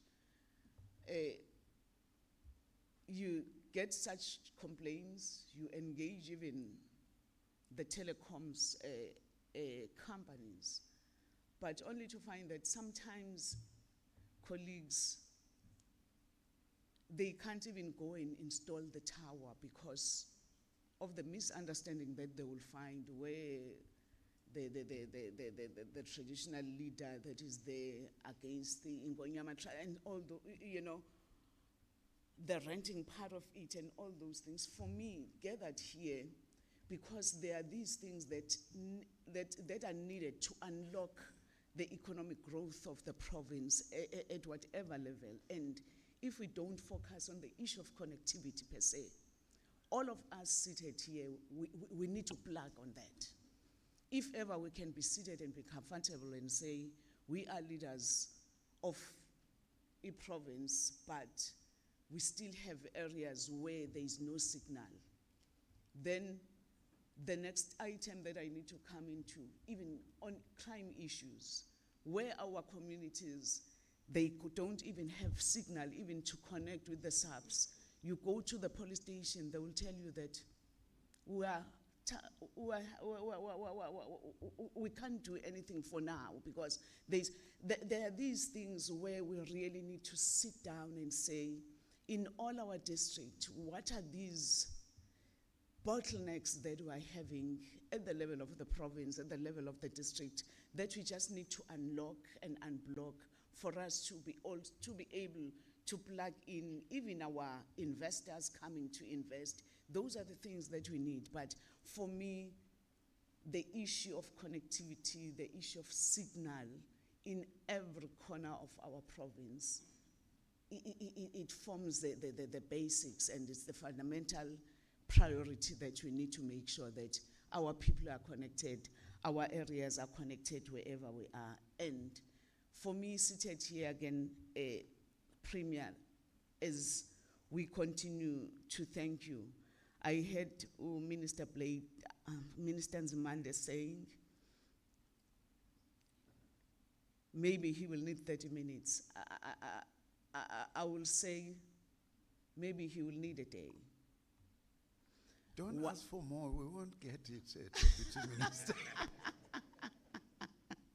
No, I understand, Minister.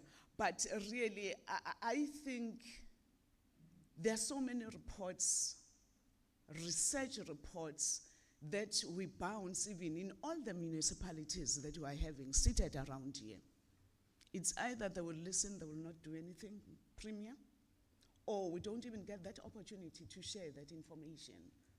We have one province that is faced with a huge challenge of floods, where we build, and there are research reports that are there that need to be communicated and discussed with various municipalities. I hear my colleague saying, Honorable Singh, like Itegu, there's a lot of discussions that we have made with Itegu, but we just need a platform where we can sit here and say, from this research program, that report, what is it that we can do? And all the municipalities that we are having.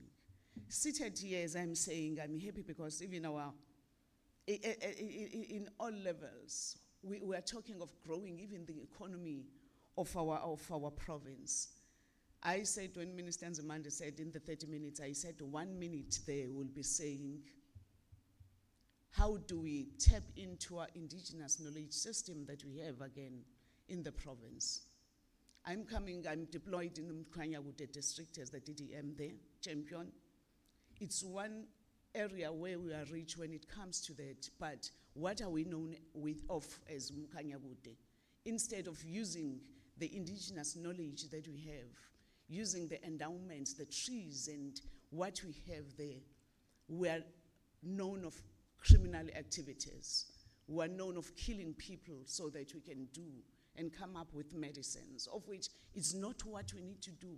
There's so much knowledge that we need to do and say, how do we engage our communities when it comes to that? So those are the things that I'm saying really, for us seated here, the coordination that we are seeing being started here, how do we link up with the OSS that is going on, I think really we must be excited of. But then, Premier, I was worried on the second presentation that was made here, that was done here, where the presenter was saying,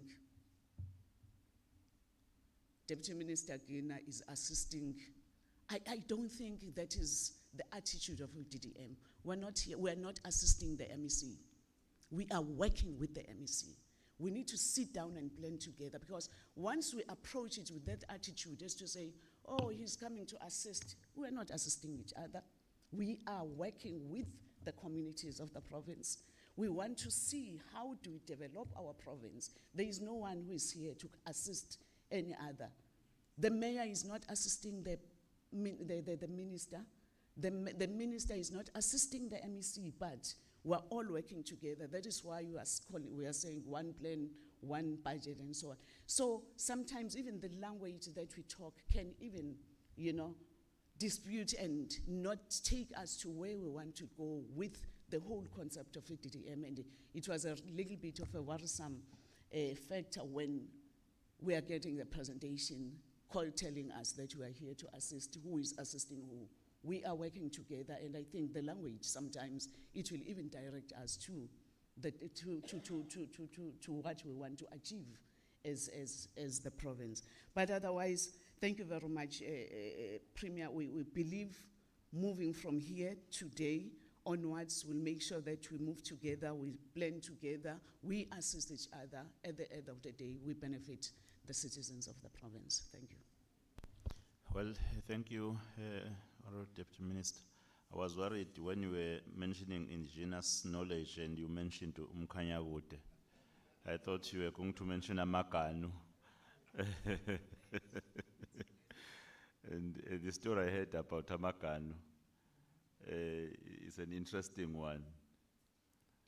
I think Baba kufana bajwayele Umkhanyakude.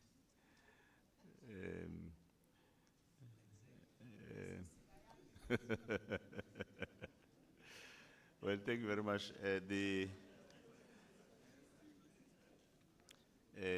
Mayor Zuma will be followed by Mayor Ungwezi.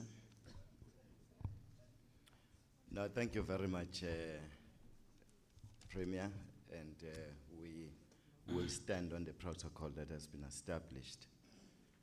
I think first and foremost, we need to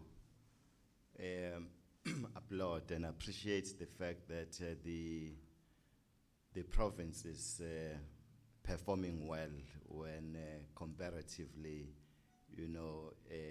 is put against other provinces with regards to this particular approach. And I believe, Chair, on the basis of the progress that we have made, ensuring that the structures are in place and other mechanisms, we can only consolidate our work from this firm basis. And I assume, Chair, one reason that we could be ahead of others as well is that when the program or the approach was introduced by the President around 2019, we already had a solid basis as the province in the context of Operation Sugumasak. And therefore, that should be our solid base moving forward of consolidating our work moving forward. But Chair, I want to just say, and that's my main contribution, Chair, is that there ought to be some work that is done, whether at a national level or at a provincial level, of strengthening coordination, but more so insofar as resource and fiscal alignment is concerned. Because you don't want to have a situation where you have had the first generation and second generation of one plan, one budget being passed and adopted, but becoming wish lists, so to speak, like your first generation of IDPs. So you don't want to get to that particular point. What will assist us not to be at that point is really strengthening that resource and fiscal alignment in all the spheres of government. So that mechanism will need to come up.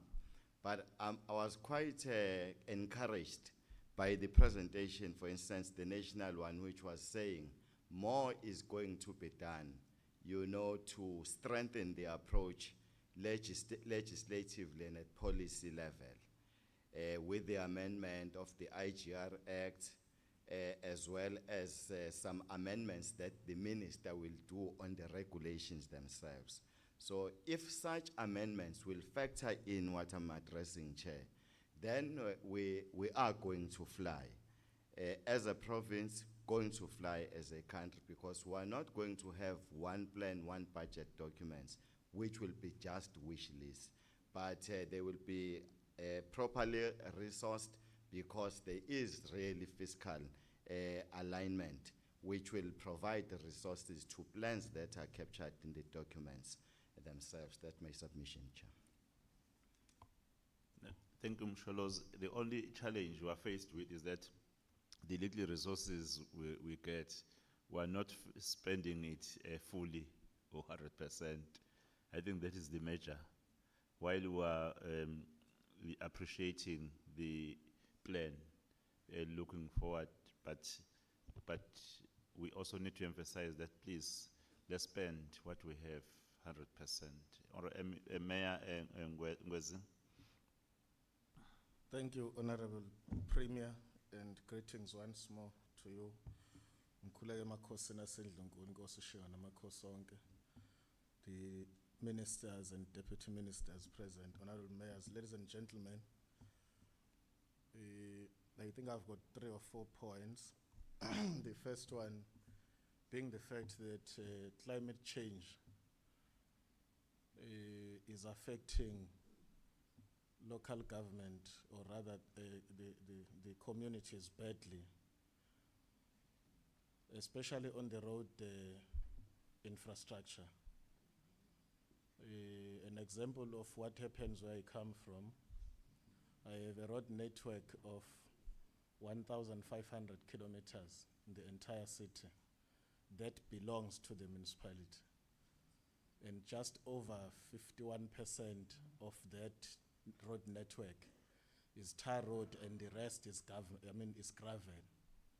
You re-gravel a road today at 3 o'clock, people celebrate, it's nice. 3 o'clock for 2 hours, if it's raining, the road is washed away.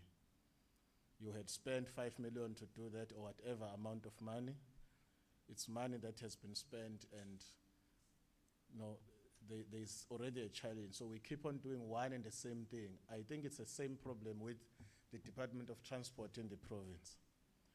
And I therefore, Honorable Premier, want to suggest, or if there is any plan to balance re-graveling or road maintenance where it is gravel, where it is tar road, and also building resilient roads, your tar roads and so on and so forth.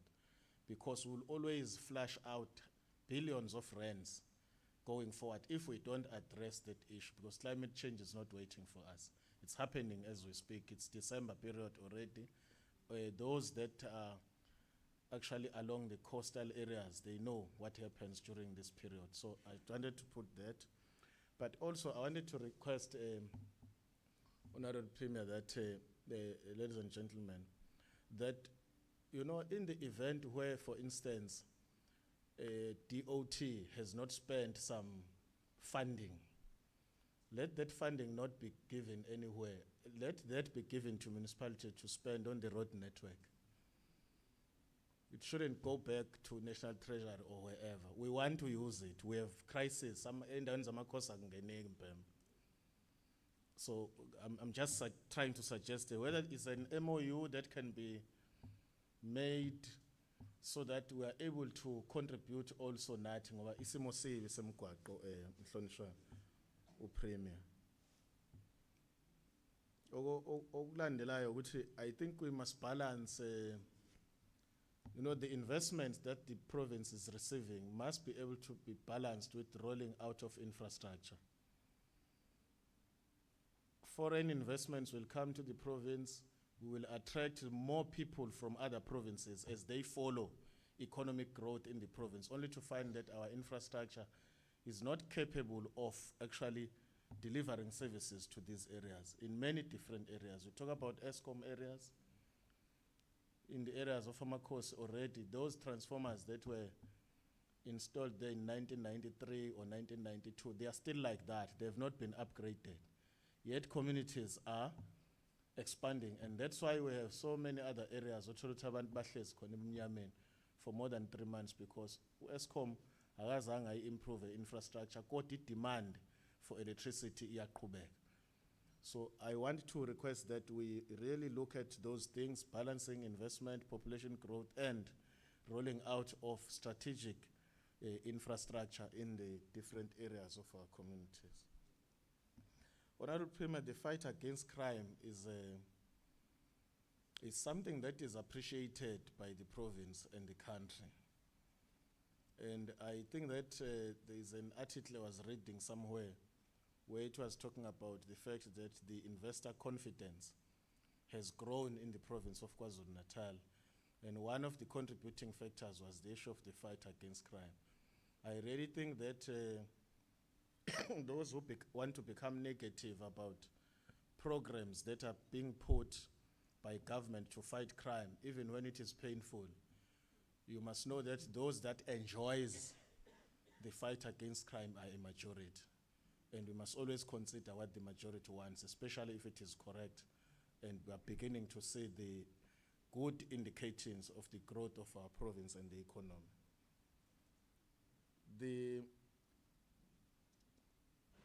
The last issue is it was indicated in the report that the province is facing a high rate of water losses, Honorable Premier. Non-revenue water, as they call it, or whatever you call it, it's water that we don't really, you know, it's water that is lost anyway. I know there are battles and or other differences on the finance people and infrastructure people, how they call it. But at the end of the day, it's water where we don't collect revenue. Majority of those areas, Honorable Premier, are areas which receive water and are in the areas of Amakosi, because the water meters in those areas are little, or rather they are very few. So I don't know if it will be possible for all of us that if we roll out water infrastructure in the areas of Amakosi, we don't exclude, or rather we include the rolling out of water meters, so that if it's water that is provided to indigent people, that water can be accounted for, and where possible, we can collect revenue. It's not everyone who stays in the area of Inkosi who is poor. Honorable Premier, I know we Sakamusa Nkosi Mpungose. You are not poor, you can pay for water, masinemeta kwakho. You are not poor. There are plus minus 28 councillors in Nkandla. They can pay for water, they are not poor. They get paid at the end of the month. The mayor is a resident of Nkandla. If he has a water meter, he can pay. So I was going there to say the mayor of the district is not poor. Yeah, so I'm trying to say, where it is possible, we'll be able to collect revenue. Where it is impossible, law allows to still provide for a service, because that program is a constitutional right issue, electricity, water, and many other issues. So I'm just proposing that, but second to that, can we be assisted, Honorable Premier? There are a lot of municipalities which have got unfunded approved business plans on water infrastructure. And I understand that just recently the Minister of Finance has tabled his medium-term revenue and expenditure framework, which indicates that at least R1 trillion will go to infrastructure.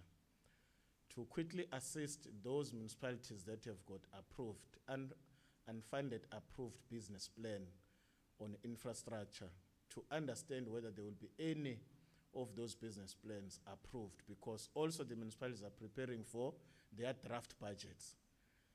It assists us to quickly get information so that we are able to balance. If we know nothing is going to come, then we're able to put whatever cent available into those programs, because people are running out of patience in the communities.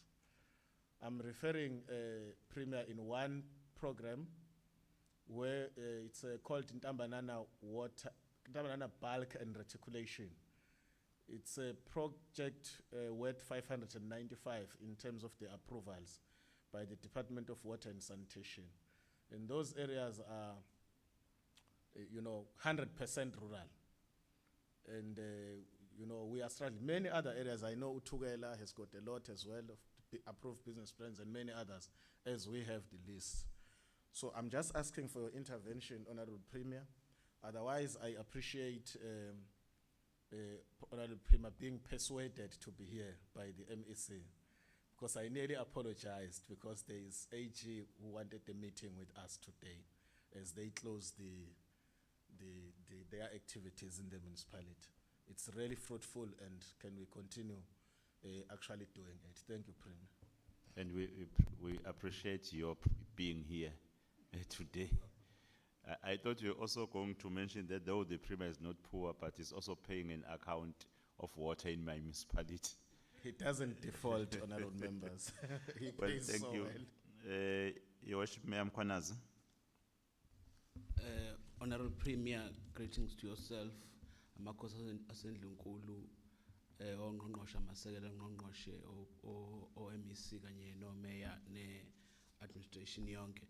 Kukodwa nje zwi Sompisi, I want to propose that we consider the issue of the workshop. I think the concept itself of the DDM was launched and the implementation was made, but there is this missing gap of the workshop, because when you go as far back as in the local municipalities wherein they have to be part of the clusters of the DDM, there are issues of not singing from the same hymn book with the government departments there, like on the clusters like your social and your JCPS, you only find that the relevant departments who are supposed to be stakeholders to those clusters do not have the understanding of what is it that is expected from them. You might end up being tempted to suggest that they are boycotting the meetings, but only to find that maybe they did not understand. Even the municipalities, at times they can just send the very junior officials on these clusters only to find that the information that is required, they need somebody who might be in a level of taking a decision. So I think we should, but it will help to marry the two, which is the political and the technical hub, as far down as on the cluster level. Because if we do not do that, we are running a risk of having the good reports, but only to find that down there the work is not done as it should. Like on the JCPS cluster, we are supposed to sit with some of the departments, including your Home Affairs, particularly the immigration part, because we're having a problem with the undocumented people in our communities. But I think it's very important that we consider the issue of workshop. Thank you very much, Mpemba. Thank you. Nkwalenkosi and Kakasha. No, asibonge kakhulu Ndunankulu. Siyafisa ukukhuleka emakhosini aseNdlunkulu bese silandela iprotocol oyi-establishe ekseni. Mine will be short, kodwa mhlambe izothi ukuhluka kokuningi. Uma ubaba efike ekhaya, iy'ngane zisuke ijabule ukuthi cisho iy'nkinga ey'ningi ezisekhaya ziyaxazululeka. Namhlanje ngibona ngathi uhulumeni wonke uphelele. Kusho ukuthi lokho kuyikhalo eziningi esiba nazo komasipala will be dealt with accordingly today. But I will just stick to the state of local government, the KZN, which Umama Mgujini presented. On her introduction, she mentioned some few points engwathandile. Ngafisa ukuthi mhlambe sidlule kuwona kube nexazululo eyintweni esiyibukayo. The first one, she spoke of administrative capacity. Ngibhekise kakhulu ke kuthina komasipala. We understand ukuthi i-grading yomasipala bethu, i-geographical location yomasipala bethu imi kanjani. Bese ubuka ke lento ye-administrative capacity. Ukuthi njengomasipala ole eMshwathi, o grade 3 noma o grade 2, uzokwazi yini u-attractor nge-package ebonakalayo abantu aba-highly qualified ukuthi bezolekelela umasipala ukuthi urende ama-services. Angenze nje isibonelo, uzoba no-infrastructure or technical services manager or director, bakubiza noma kanjani, eseMshwathi, ubuke i-package yakhe, bese ubuka i-package yomuntu owenza nje i-PMU, Project Management Unit, eMsunduzi ngoba ngihlele eduze koMsunduzi. Ubuke leyo package ka director neye office. U-director uxolela ukuyoba yi-officer because he or she will be paid much better. Senze njani ke ukuphuma nesixazululo to attract abantu aba-relevant kuwo wonke omasipala ngale kwe-grading nama-packages akhona. She also spoke of collapsing revenue base. Mina nomakhelwane wami lapha eMsinga, ubaba uShabalala, ubaba uMinusikhakhana, uyibuka ukuthi uzoyithatha phi, ikhona yini kwayona ke, yeke le collapsayo, ikhona yini yona i-revenue base. So senze njani ukulekelela labo masipala abangenayo at all i-revenue base. Mhlambe i-revenue base abelungu abathathu bamaplaza abanomoba okwazi ukushaja ama-property rate kubona, sekuyiyona revenue base onayo leyo. So how are we helping those municipalities, because we want them to flourish too? Then enye yezinto evelile, she spoke of rebuilding trust with our communities. As mayor, siyakuthanda futhi kuumsebenzi wethu ukuthi siyohlangana nama communities, different stakeholders or whatever or sectors. Ake ngenze nje isibonelo, ngihamba ngiyohlanganela nabalimi ngoba bebezobe behlangene. Bese becela nje ukuthi Mayor Nondaba, uma nje ungakusilekelele ngediphu ukuze inkomo zethu silekeleleke emakhizaneni. Mama uMadlopha angisho lutho olutheni. Kodwa mhlambe ke ingathi ngihlangene nalabelimi noma ngizohlangana nalabelimi yi-weekend. Abasebenzi mina angikwazi ukwakha idiphu njengomasipala. Kodwa ngingacela mhlambe kwa-agriculture bengilekelela. Mangithi umsebenzi waka-agriculture akazokhulumisana nalabantu, hayi Nondaba i-weekend namhlanje abezuvuma ne-overtime emsebenzini. Sithini ukulekelela lapho, because isikhathi esiningi sokuthi uyohlangana nama-communities ubuilde i-trust is over ama-weekend noma ngama-holiday, abantu bonke bekhona ngoba okokuphila mhlambe bakuthole ey'ndaweni ey'hlukene. So how are we helping each other esimeni esinjenganaleso, where we want to build i-trust nama-communities? Mhlawumbe even ama-SOEs ethu, ngiyaxolisa Eskom, uzothola ukuthi siyafisa mhlawumbe ukuyohlala sikhulume ngama-bust transformers nemphakathi. U-Eskom akezokwazi ukuthumela umuntu nge-weekend ngoba kuzofanele eshaje i-overtime loyo muntu. So yayibona-ke iy'nkinga esiba nazo thina njengomasipala. Ingakho ngithi nje mhlawumbe singayithola ixazululo emhlanganweni onjenganalo.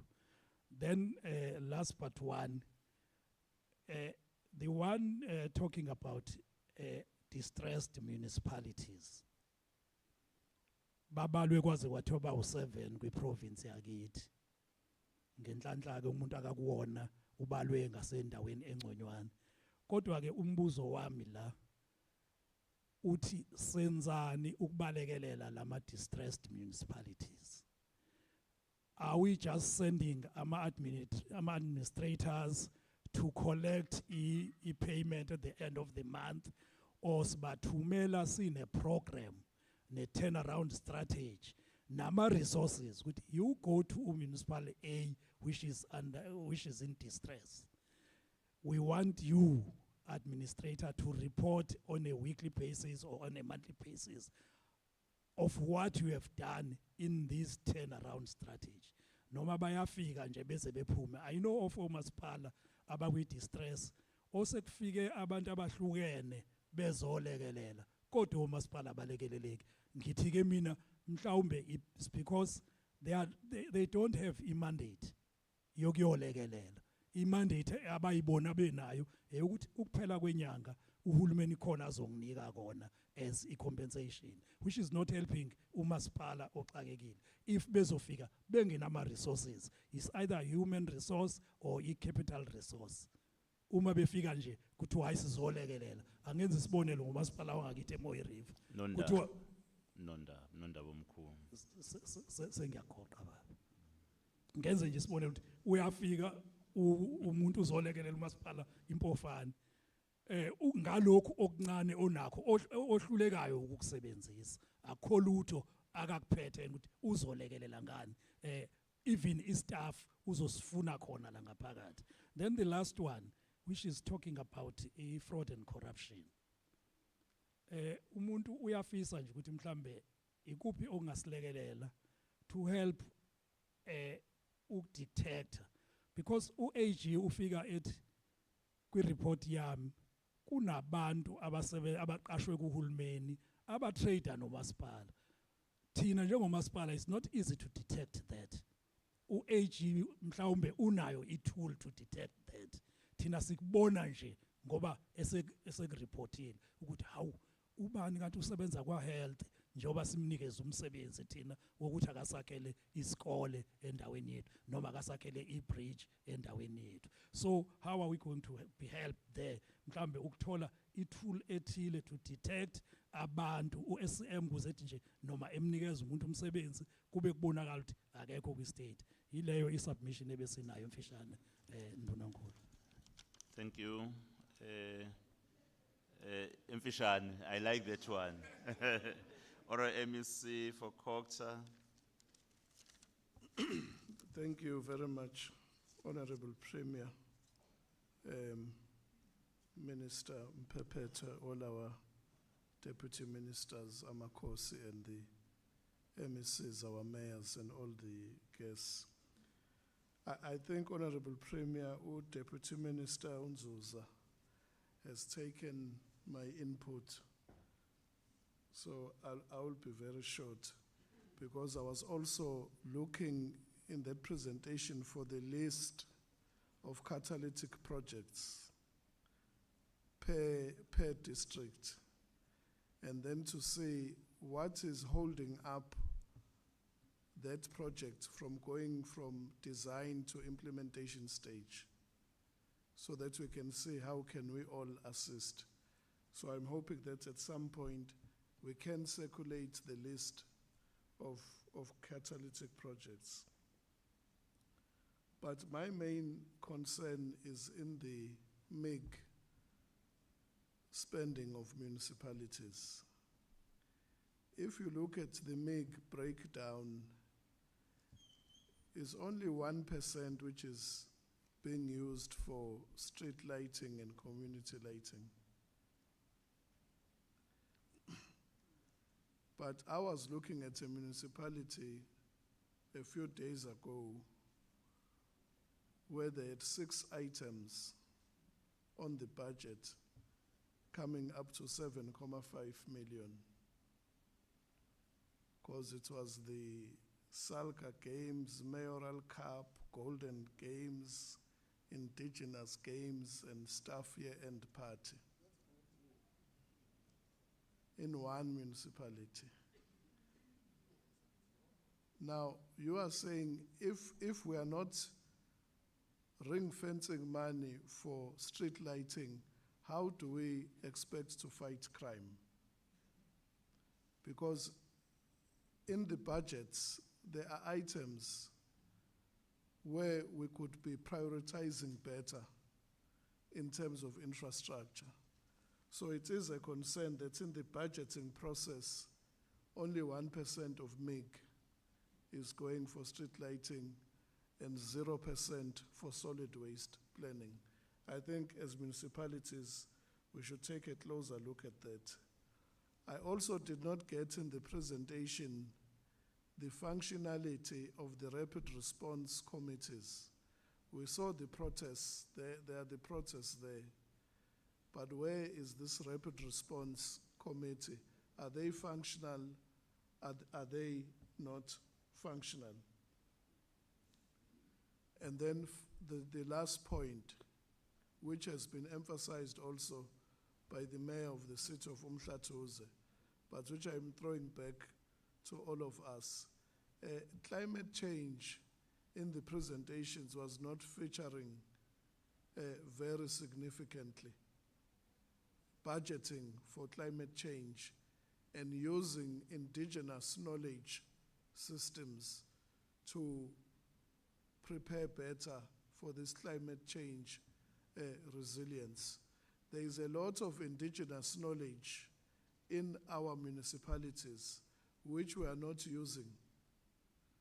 Indigenous knowledge that is there, which has worked before. With what happens if there is a lightning? What should children do? What kind of protection should they do? So climate change, I was thinking would feature more strongly as a recurring theme, just with all the other themes.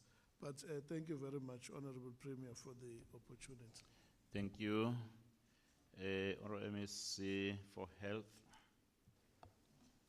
Thank you very much, Premier. Premier, I will not take long because I think the ministers and deputy ministers before me took most of my points. But because we are in an extended PCF, Premier, one also needs to appreciate the improved attendance of mayors in particular. We have been complaining for some time that mayors are not attending. Mhlambe ke namhlanje bazwile ukuthi kuza uNdlunkulu, so they came. We hope we will keep that up. I know that there are those that are very consistent, Premier, and we appreciate that. I just am adding on the ones that have not been coming. Ngiyabona uMgungu Ndlovu neTheku bangibuka kabi laphana ukuthi I'm counting all of them. Umhlatuze ke njengoba ibeshilo akavamile ukufika ekithini. No, siyabonga Premier, but I'm just really on a lighter note appreciating the attendance. Premier, there are 2 points that I would like to raise. The first one is that, as Umpepete has indicated, now that we've got this platform, we should continue with it. And in following on that point precisely, I then believe that this is an opportunity for us as a province to bring on the table whatever other issues that we believe are affecting the province generally. The first point that I want to bring is the issues of water in the province. And I think with the ministers and deputy ministers, we might want or request assistance from your side to have a proper engagement with the National Department of Water on these areas. I'm not going to mention one area. There's a lot of districts that are affected by issues of water, and umasibale enye will have a problem, but we do need to have a proper session with this Department on Water. I know that this is a matter that has been going on for many years in the province. I think there was a water summit, Deputy Minister Zigalala, some 3-4 years back, that was trying to address the matter, but still things have not changed. So I'm putting on the table, Premier, that can we have a proper session with yourselves? Maybe as a province, we will then have to table all the districts that are affected and what are the issues in the different districts. And then when we engage with yourselves, we are able to say, look, these are our problems. Can you assist us in championing with the national department? The second point in relation to this one is the issue of revival of small towns. We have been talking, I know COGTA has some programs of small town revival, but outside of COGTA and ETIA in the province, we need the national government to come in and assist the province in reviving small towns in this particular province.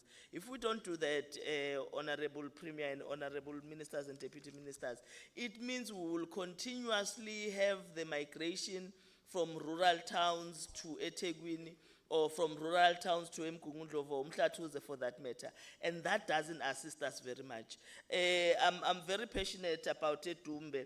Mayor was Edumbe, we've had sessions to say, what is it that can be done to bring the economy and revive the economy of Edumbe? If you look at a town like Edumbe, for instance, we are now lucky we have 2 robots. We used to have none. We migrated to 1. We now have 2, Mayor, well done. We now have 2 robots at Dumbe, but the truth of the matter is there is no economic hub that you can really say outside of government intervening. There are people who will just come and want to invest into Edumbe. So we as government need to consciously bring in investment into that area. I'm using Edumbe as an example, but there are so many other small towns that are like that where Ichozini is another such town where we need to consciously bring in investment. And that is something that cannot just be done by a municipality or by a provincial government. We need to do together with national. So that's the second point that I would like us to speak to. That's for the ministers and deputy ministers assisting us as a province. The last one is a framework for officials. Can we ensure that we have a proper assessment tool on service delivery? The problem with service delivery, Premier, is that we go in as a DTM or as OSS and we make commitments, we say this will happen, and we walk out. Often what is on paper is not actually what happens on the ground.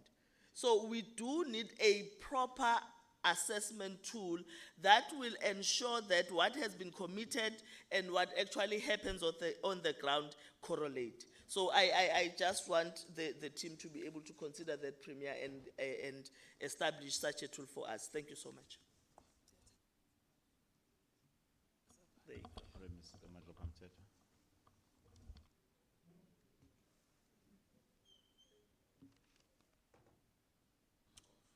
Thank you, Honorable Premier, Honorable Minister and DMs, and Honorable MECs, Honorable Mayors, speakers, and officials. I was covered by most of the speakers because when I started to raise my hand, the issue was when we say someone is seconded by, is assisting, so and so, but I'm happy that even the DM Guinea has said something about it because we are all deployed by different structures to work as a team. And also when we go to the municipalities, I think we are going there not as big brothers, but as partners that have a responsibility of changing the lives of the people that were given a responsibility to assist. Then I will not say much, but I have a concern.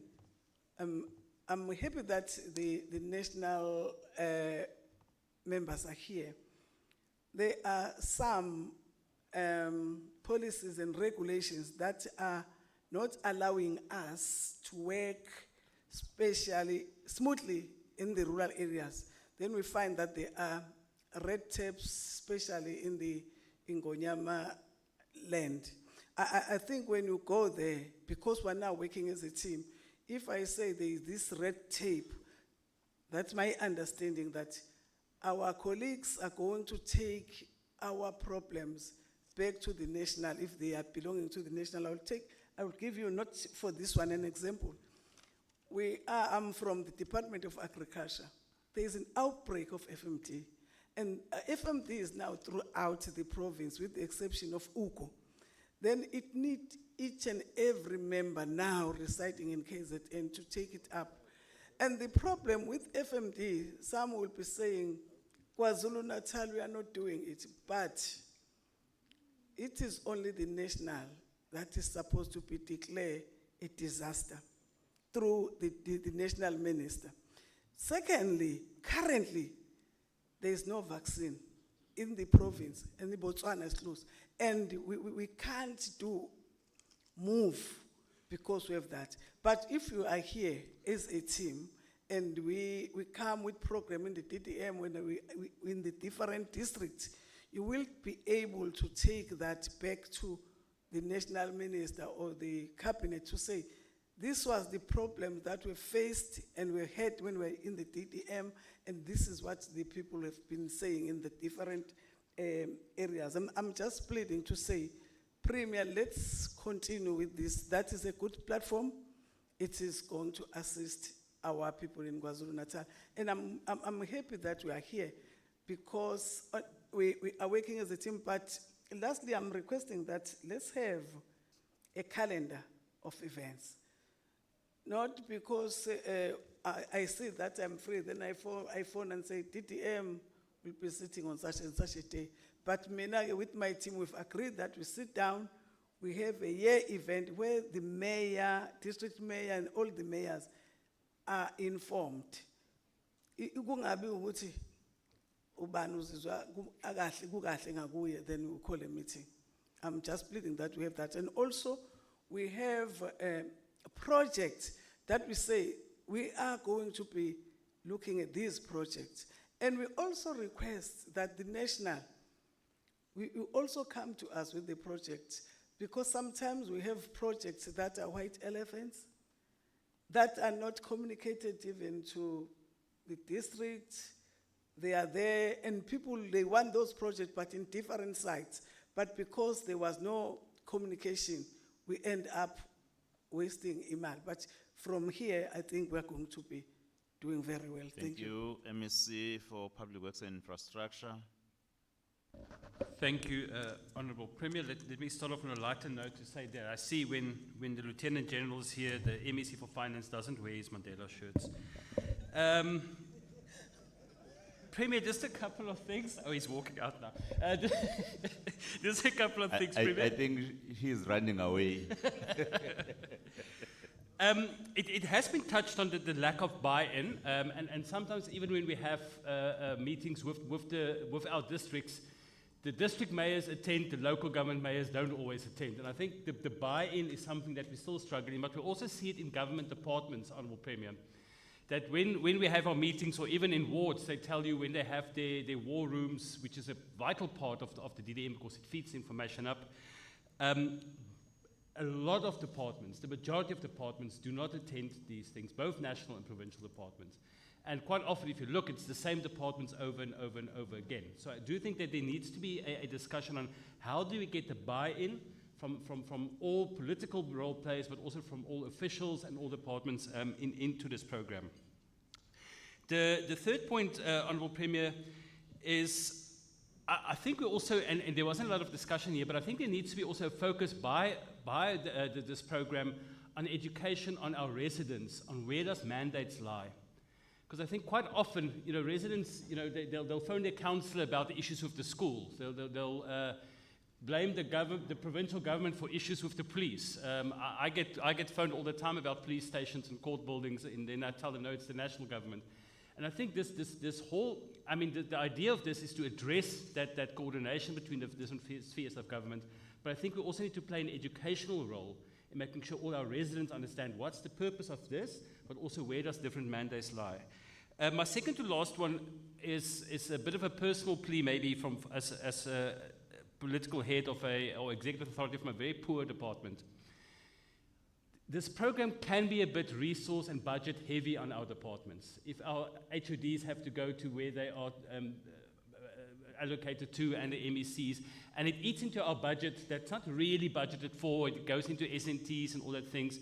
So I think we also just need to discuss how do we budget for this program within the various departments, because it can just limit what we can then do with other work, and we just need to find that balance, I think, Honourable Premier. And then lastly, one thing that we should always remember is with a program like this, that's a national program, is that KZN is unique in that we don't have an executive mayor system, we have an EXCO system. Yet our meetings are purely just with the mayors. And while I'm not saying the mayors are hiding information from us or not representing their towns well, or their municipalities well, I think there's a richness in the EXCO system that you can hear differing voices, you can hear a more fuller picture. So I think we also just have to, when we implement in KwaZulu-Natal, just remember the EXCO system and then make sure that we as champions meet with the whole EXCO, representing all the different political parties that are in that EXCO, and make sure that we then get a fuller view. Thank you so much, Honourable Premier. I was short.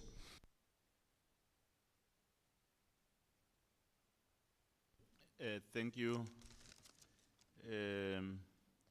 The last one is Unyanda from Mandeni. Thank you, Honourable Premier. Greetings to yourself, MECs, Amakosi, Asentlunkulu, Mkhuleke Kwana.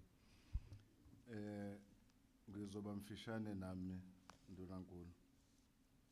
Maybe I will also echo on what the MEC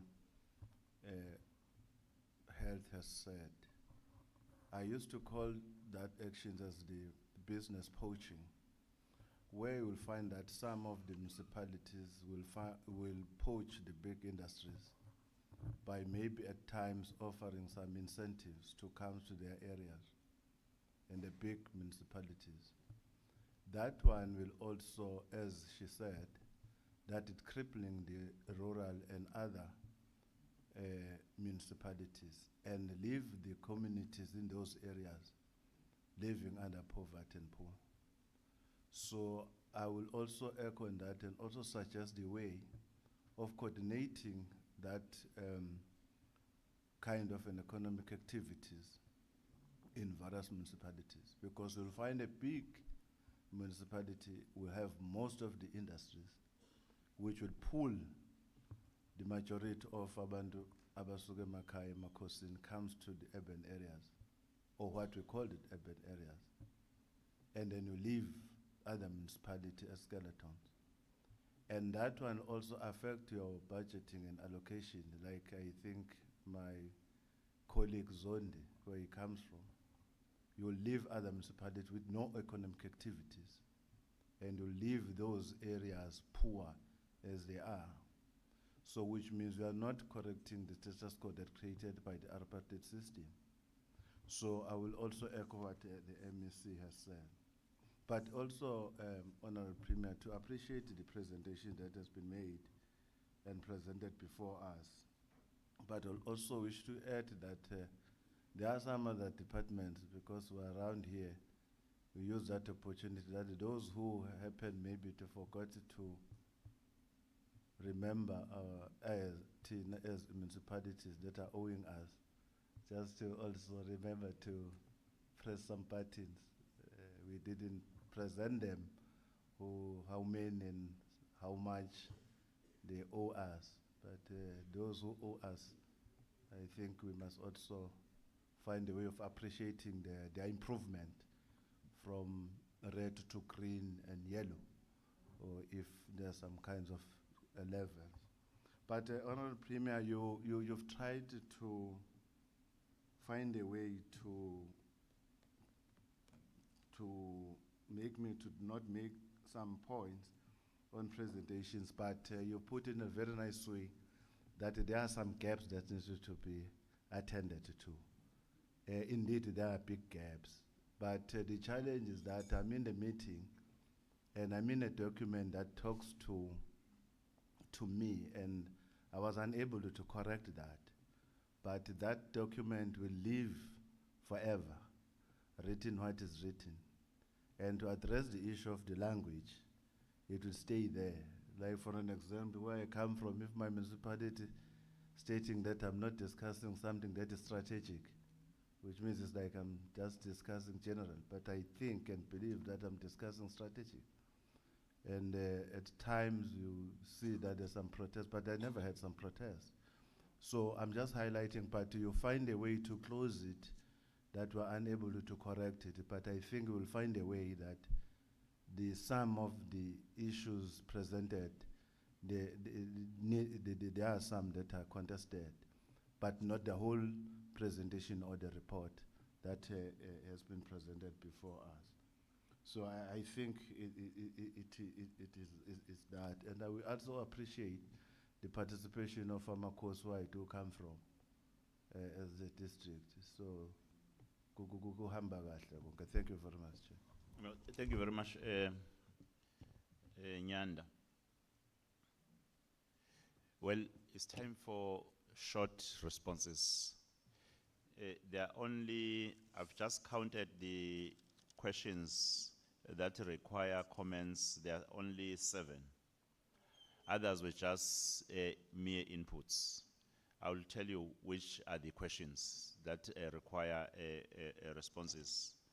But I will comment on the issue of the demands that are owing municipalities. We are addressing that. Though we are faced with what we are faced with, the fiscal pressures, but we are addressing it. The other problem is the mismatch in what municipalities are giving as what they expect from government and what government has recorded. So there is that municipalities, they charge even for what they should be not charging for. There is that which is being attended to. It's not that there is reluctance. We are working very hard. Even in cabinet, we request reports that they must present. How much do you owe to municipalities? When are you going to pay? We are addressing that one. On the incentives, I think you mentioned a very important point. Honorable Reverend Zondi, who's the MEC48, if I'm not mistaken, he shared with me that there is that problem of some of us not understanding really the concept of economic growth and investments at our areas. When business intends to invest in your area, maybe they want to erect a mall, and then you say, pay me 2 million first. What for? And you are chasing away investors. Those stories are very painful. When you think about people who are going to benefit, because there is someone who's saying, if you want to do this in my area, it's my area now because I'm leading, pay a bribe of 2 million. For what? So we have some challenges that we need to talk about. We must not be shy about, because they are reality. And they are preventing the progress. We find ourselves being preventers to our communities to realize what they ought to realize. So I just wanted to also highlight that. And number 2, the issue of the department officials who are not responding if it's weekends, we have noted that. I think we'll have to address it. The need of a refresher workshop, I think is being recorded. There's no need to even respond to it. It's just recorded. The engagement on how we can use indigenous knowledge. I think as local government, we need to have some relationship with tertiary institutions so that in our planning and our knowledge hub, we'll use the researched information, Cousin. I think you'll agree with me, that we need not to only have MOUs with the municipalities that are outside of our country. We must have MOUs with municipalities within our province or within our country. Like I know Umhlatuzwe and Itegu. Umhlatuzwe is having something with, I think it's a city of Cape Town. I'm not quite sure about Johannesburg, COJ. And I know that also Itegu, they're having something, if my memory is serving me quite very well. But on top of that, why I'm emphasizing on that one, the iron sharpens the iron. When there is a municipality who is doing better in your province, work with that municipality so that you improve. Number two, tertiary institutions are very important, so that we will not use our common sense in determining the future of the people in our municipalities. It's important that I know if you can forge some relationship, sign some MOU with a tertiary institution like a university, one university, there is a lot that you can benefit from there. So I'm encouraging that.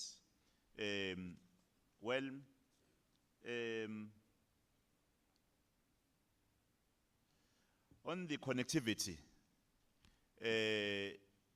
Honorable Deputy Minister, we are coordinating in the province of KwaZulu-Natal now, because we had a proposal by Vodacom. They wanted to install towers, about 200 if I'm not mistaken. And they were citing the bottlenecks. What then we did, I called a meeting between COGTA, ITB, and Vodacom, and I think also Inkosi, Inkosi Ushenga was also there. Then we agreed that COGTA must go and sit down and invite municipalities to come into a meeting wherein what is supposed to be looked at will be looked at in that meeting, and then there will be an agreement as to when that will be finalized. As a result, the MEC reported that they were able to expedite. So we are trying to do that. MEC Mayor works in infrastructure. They have, in fact, an arrangement with MTN for MTN to erect towers in their facilities, especially in Mkanyagute. I can't remember whether the number is 7 towers or what was the number. What? 20 towers. So, in fact, we're moving with the speed to try and achieve the global connectivity in the province of KwaZulu-Natal. It's an area that we're paying attention to.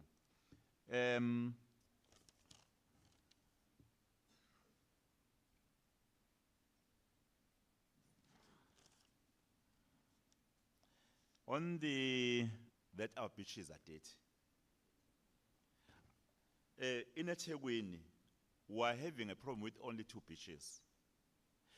I think it's quite visible when you walk along the beaches that you don't see the refuse now.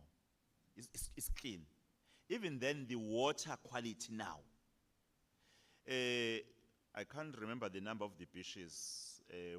What is the number? Is it 23? 23. 21 are all ready for swimming. But the challenge we have, I think we have seen a comment by eThekwini, wherein they were disputing what a certain agent from Cape Town, from Western Cape, was spreading lies about our beaches. In fact, when Minister Delil visited eThekwini last year, she mentioned it, that there seems to be a problem, a competition. Now you are being presented as being very bad. So what I'm appealing for is that all of us, whenever we get an appropriate platform, promote and profile our beaches both in eThekwini and in Richards Bay, so that the issue of tourism will be realized during our lifetime. I think already we've picked up quite significantly when it comes to tourism. In a short space of time, I don't want to mention the period because I might represent the period. We received millions of local tourists into the province of KwaZulu-Natal. And KwaZulu-Natal has surpassed the Western Cape when it comes to the local tourist. They are only ahead when it comes to the international tourist. And recently, Unondaba hosted a tourism conference with even the hospitality industry and all strategic stakeholders. And I'm quite confident that when it comes to tourism, we are now embarking on a journey of really enhancing or strengthening what we have achieved as a province. So I thought I should also make, you see, when it comes to the beaches, Ngapela, I get really, I don't know, I feel bad when it comes to that, because I know what economy we can achieve as a province if we can attract those euros, dollars, and shillings to be spent here in our province. And the need to reflect on port, rail, crime for the next session. We need to present now what we see in the province of KwaZulu-Natal as the leadership here in this province. So that as the national leadership, you'll be able to appreciate what is happening and the issue of the challenges at a provincial level. For an example, there's something that I don't think we've done enough to profile it. Because one weakness of government is to fail to profile the achievements that government have made. As a result, the detractors, they're the ones who are having louder voices. They are heard, they are seen, they are more visible. We become weak in terms of how people see us. Recently, as the province of KwaZulu-Natal in the last quarter, we're the only province that saw the increase in the GDP with 0.8%. I think the Honorable National Deputy Ministers will agree with me. The only province that achieved a growth of 0.8%. And recently, in the research stats by SSA, we were able to grow also on new job opportunities with 54,000 new job opportunities. And when it comes to crime, when you analyze the stats of crime from the fourth quarter to the first quarter and second quarter, you see the trend that we are reducing the crime stats in the province of KwaZulu-Natal. But the unfortunate part is that as a province, as government, we are unable to communicate effectively these achievements, which will suggest that we are on the right journey. The 7th administration, even national, you see, when you look at the growth of the economy, was it the growth of, no, job opportunities, the recent stats on the new job opportunities, even at a national level, we have improved as a country. But the question is, are we able to communicate? So we need to attend to that one. I think I've been able to touch all the areas wherein I thought I should be able to touch. Can you then respond? I will also allow the provincial commissioner to respond on the issue of how do we handle the issue of drugs not using the locals as it was suggested here.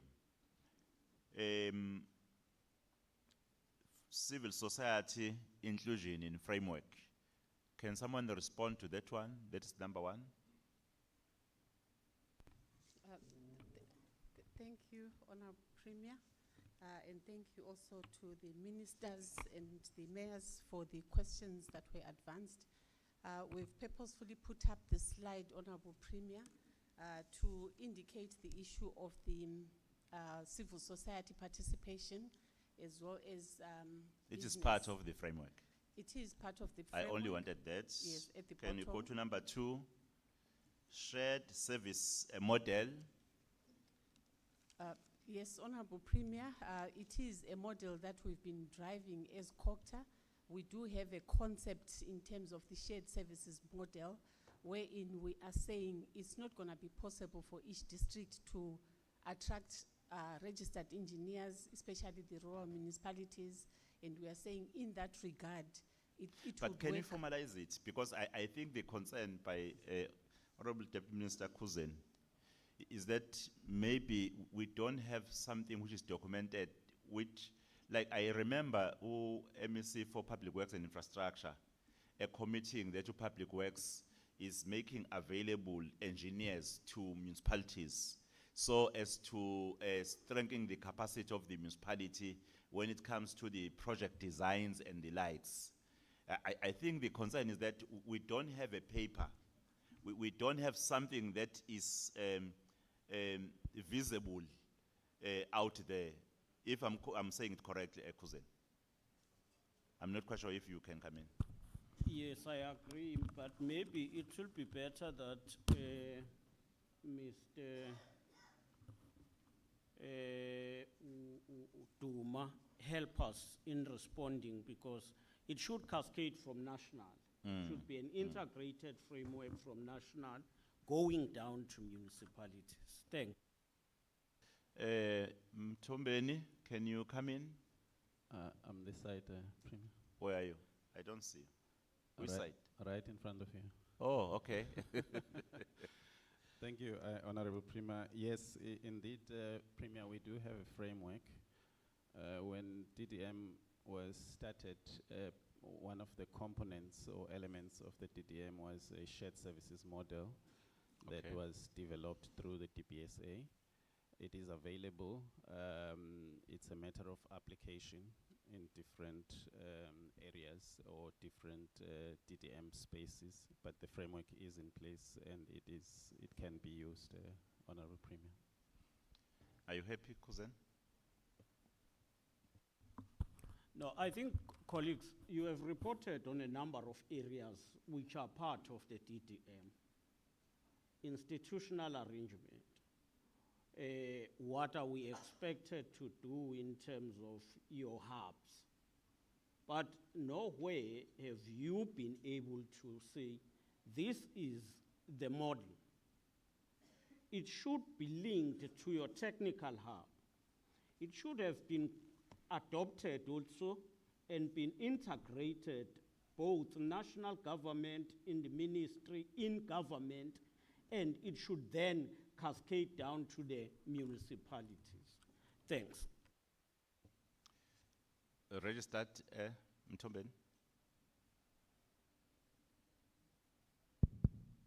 Indeed, Premier, we will perhaps in future engagements share the model. As I said, it's an adopted model. It was developed as part of the DDM program itself. Thank you. Thank you. The next one is the issue of the JCPS in districts. Thank you again, Honorable Premier. On the same slide, if you'd see at the bottom, after the technical hubs, we've got clusters there. This is a model for KZN. It's not something that is available nationwide, but for KZN, we decided that for us to be able to create agendas for the hubs, we need these clusters, and JCPS is one of the clusters that we have in the districts, in each district, to look at issues of related to the JCPS, and commissioners at a district level sit in this cluster Okay. to deliberate on crime issues. Thank you. Okay, thank you. I think what we'll only need to do is to check whether is the cluster really sitting in districts. Yeah, because I also knew that is there. The fourth one, well, it's an important but general comment that we need overarching strategy to help municipalities to turn around the situation. I think in the next engagement, we should be able to present as such. The fifth one, PC on the issue of drugs and whatever you think may be relevant from the questions. Thank you so much, Honorable Premier. Greetings to the Minister, Deputy Ministers, and all the senior officers that are here. Premier, in as far as crime is concerned, I'm glad that the Minister picked it up, that we tend not to talk much about it, and it's something we need to improve on. It is true what the acting HOD is saying with regard to the activities that we do in the province, which also to some degree involve the district. However, we still find gaps in as far as the local is concerned. In terms of the constitution, it directs the police to be structured to function at national, provincial, and local government. So the local government is perceived to be where the activity is supposed to happen in the main of government. So as such, the South African Police Service has got a structures of stations. Stations are mainly located closer to the wards where the local mayors are operating. So it is a plea from us as management of the police that the mayors supposed to know the station commanders, and together they must plan and execute the crime prevention activities. And those local mayors, together with the station commander, then they will engage with the district mayor, together with the district commissioners, because in the police we've got district commissioners that work close with the district mayors. And the district commissioners, district mayors, they're looking at a bigger place, and it will not help if the local stations and the local mayors don't engage with each other. Because us at the provincial level, I'll want to get complaints that are coming from the local mayor about the lack of participation or cooperation from the station, which is elevated to the district, and the district mayor will elevate it to me and tell me that this district of yours is not helping us in the district. There are issues that we are raising with them that they are not assisting us with. It could be at the district level, or it could be something that was presented to the district commissioner by the local mayor. So we want that cooperation to always be there. Unless, what we must also keep in mind, maybe to answer the minister, is that although we are structures, we are within the security cluster, but we are structured to focus on this DDM. But our counterpart in the value chain of the justice system are not part to this. They are not involved. The ministers of those environments might not force them to be involved, because the legislation premier that established both the NPA and the judiciary will not permit them to come and sit in a room like this and play a part on what we do. Maybe from the cabinet point of view, they might want to discuss that, the how part, but they will always tell you that they just cannot force them, because whilst they are supervising them as ministers, but the NPA operate in their structure in their own way, so is judiciary. So NPA judiciary are structured in a manner that is decided by the court jurisdiction. So as is in the district, we have 11 districts, but the court jurisdictions are not in line with these districts. They are different. For instance, eThekwini alone, we came up with one district, but the courts, there's 3 of them in one district. And then we find it difficult ourselves as a police, because the district commissioner must then engage with 3 different magistrates in one district. Or at times, a district commissioner, one district commissioner engages with a magistrate that is outside the district. Herikwala and Mgungundlovu, a typical example. Impen, the police station, is under Mgungundlovu. But the policing district, the jurisdiction of the court is in Pulwa, and that Pulwa is under Herikwala district. So the station commander must account to the magistrate in Herikwala about the cases that they are dealing with. So, and at the same time, that station commander must engage with the local mayor who's under Mkungundlovu district. So there's that skew arrangement that we have within the security cluster, which is not aligned. But we were not part of the municipality setup before, but we were then, after the establishment of the DM, our leadership felt that we must also fall part of the TDM. But in actual fact, we are more aligned with the justice setup. So our structure is supposed to be aligned with justice. That's where we're finding a bit of difficulty. State security, military, they don't fall part of this. Correctional services, they don't fall part of this. And their structures are set up completely different as well.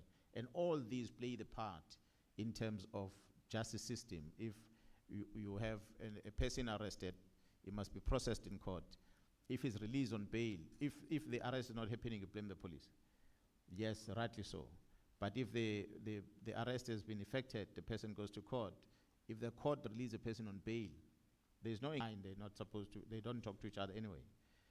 And if that person is sentenced, even the sentence that might not fit the crime, there's no platform for anyone to voice anything in that structure, in the setup of the municipality.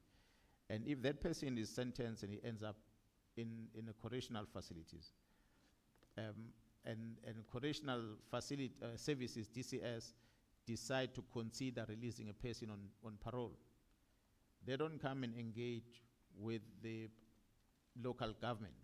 They engage with the family of the victim. They do reach out there, but there's no platform where they do engage with the police, but they don't engage with the councillor, local mayor, and those people. So there's a gap that exists. So it's part of the things that we try and put together. But from the security side, we have structures between the police and NPA, where the station commander and the magistrate, they sit and discuss cases, and the prosecutor, the three of them, they will discuss cases and all the challenges they're experiencing local. And any problems they have, they escalate into the district level. At the district level, you're also going to have magistrates that are sitting there, which are senior magistrates, together with the district commissioners and the senior prosecutors, and they will discuss cases and the like, and problems get elevated to the provincial level, where myself, the provincial director of public prosecution, sits, as well as the chief magistrate that is managing, as well as a rep from Justice Department. Then we discuss issues that affect us in the national level. So we have an MOU that is set up with NPA where we manage that. And parallel to that, there is a provincial efficiency committee, that efficiency enhancement committee that was established by the judge president, or chief justice, I beg your pardon, Zondo, who started it. And the judge president in the province convenes that on quarterly basis. So in that setup, even your department, Premier, is part of it. They attend that meeting, community safety and liaison. They do come into that structure. We are there as a police, NPA is there, correctional services there, all the cluster that is within security, home affairs, and the likes. We all discuss those things. A typical example, the meeting sits on quarterly basis. I think 2 meetings ago, the judge president raised issues because there was a crisis with regard to the overpopulation that is within our correctional facilities. And she went there to visit. What they picked up is that the correctional facilities don't have enough space because of the undocumented people that are occupying space there. And when that was interrogated in the meeting, it was discovered that the pace that the Home Affairs embarks on to deport the people that have already been arrested and sent to those facilities was low. So Home Affairs had to come up with measures. They end up buying buses and many other things to speed up the process of easing space within correctional facilities. Caseloads in courts have been discussed in those places. The performance of the police is presented there. How many cases we receive in a quarter, and how many of them we've moved to court if there's a delay, what is the reason of the delay? So we interrogate each other about challenges that we're experiencing. But the only outside department, outside the class that is invited as part of it is community safety and liaison, so they can give feedback Premier. All the things that they do, that they picked up, they presented it before the judge president. So those are the working arrangements that we have.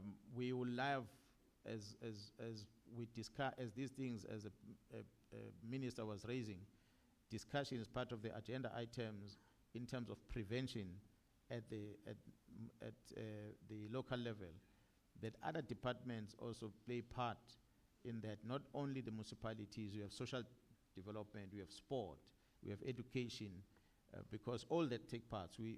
Schools are closing now. Between now and February next year is going to be mayhem out there. Kids don't have anything to do, there's no sporting activities, there's nothing, so they have to figure out what to do. So they end up consuming alcohol, doing all the irresponsible things that lands them in trouble. So we'll try our level best to do that. But in closing, Premier, the concern raised by the minister in as far as the performance of the police, it's one of the challenges that we're facing, which we are already starting to engage amongst ourselves with the hope that maybe the legislature in terms of labor can be looked at, because the rotation of police officers is something that can help us. But with the labor laws, it's not easy to do. You cannot just say a police officer must work here for 1 year or 2 years and move from this policing area to another policing area, because you have all these unions that are going to fight you because it is their right. They set up with their families here in Durban, so you cannot say he must move away from Durban Central, he must go and work in Manzimtoti, because he's going to tell you about the travel cost, who's going to pay for it. That means you must make vehicles available for that. So there are many challenges that make us not to be able to rotate police. It is true, the police that are local, there are two reasons they're not performing. One will be because they're afraid of criminals. That's why they won't do anything, they'll rather do anything. Secondly, because it is a very same community where this criminal is causing problems. So if you engage that criminal and you arrest the criminal, in the afternoon after work, you must come back to the same community and socialize with the same people. We know, and everybody, all of us here in this meeting, that you might say you hate crime, you hate criminals, you don't support a rapist, you despise everyone else, until your son, until your husband rapes someone and he gets arrested. You are the first to be in court to support him. And when he's convicted, you are the one that goes to prison to send him food. And yet you might have said you hate those type of criminals. So it's a common thing that happens in society with everyone. So because of that, society will protect criminals because it's their own children. So if you, as a police officer who's local, have arrested one of their own, they're going to hate you, regardless of the fact that he did something. So you don't want to be hated, you end up not acting. It's worse if there was a shootout and that person dies, that criminal dies, and is shot by you and is your neighbor. And when you are off duty, you're not wearing uniform, you must come and live with the same community. You become a target. So the best thing to protect yourself and family, you rather turn a blind eye. So when you turn a blind eye, then crime increases. So there are many factors that contribute to the police not acting. Not necessarily that themselves are involved in crime. Yeah, you do have that small number. But in general, what we find is that it's a fear of acting that are caused by the environment where they live that leads into that. The successes that we get the most, the much talked about PKTT, it's been successful is because majority of the members are not even staying at home. They're staying in lodges and wherever we keep them. And majority of them are not local. We have brought them from length and breadth of the country. We have members from Newcastle that are staying in Durban, working in Durban. The one from Durban are working in Newcastle. We have members from Limpopo, from Cape Town that are part of this team. So when they deal with a case, they've got no mercy because they have no relationship with that person.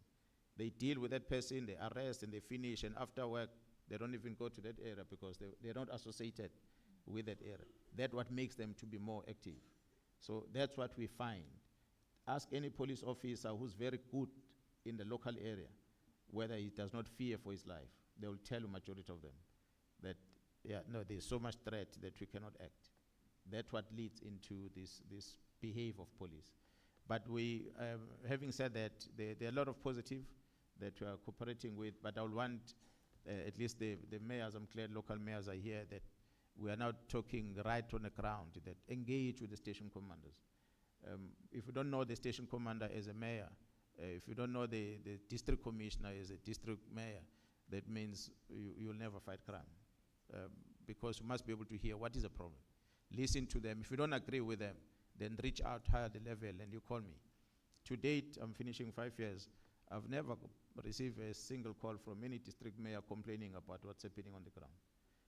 The only one who was ever engaging me the most was a Tegwini, even the former Tegwini, not the current. That was Mayor Kaula. Mayor Kaula will contact me if he's not happy about what's happening. Kaunda, sorry. He will call me directly if there's something. But the rest of the mayors, I assume, including my home, he has never called me to say there's a problem here that I'm not able with the district. So I assume everything is working well. Thank you, sir. Thank you, PC.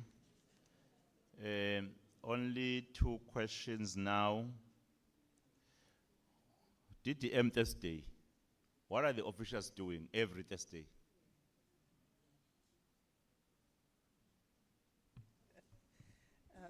Thank you, Honorable Premier. The DDMs are supposed to meet quarterly. Once a quarter, they should at least be either the technical hub, political hub, the clusters. So we thought it would be easy if we say at least the first month in a quarter, you have your clusters. Okay, Thursday is On just quarterly. Yes. Not that every Thursday. Okay. They want it every Thursday? No, if you correct it, you say Thursday is referring to at 1 Thursday in a quarter. It's understood. Well, the last question.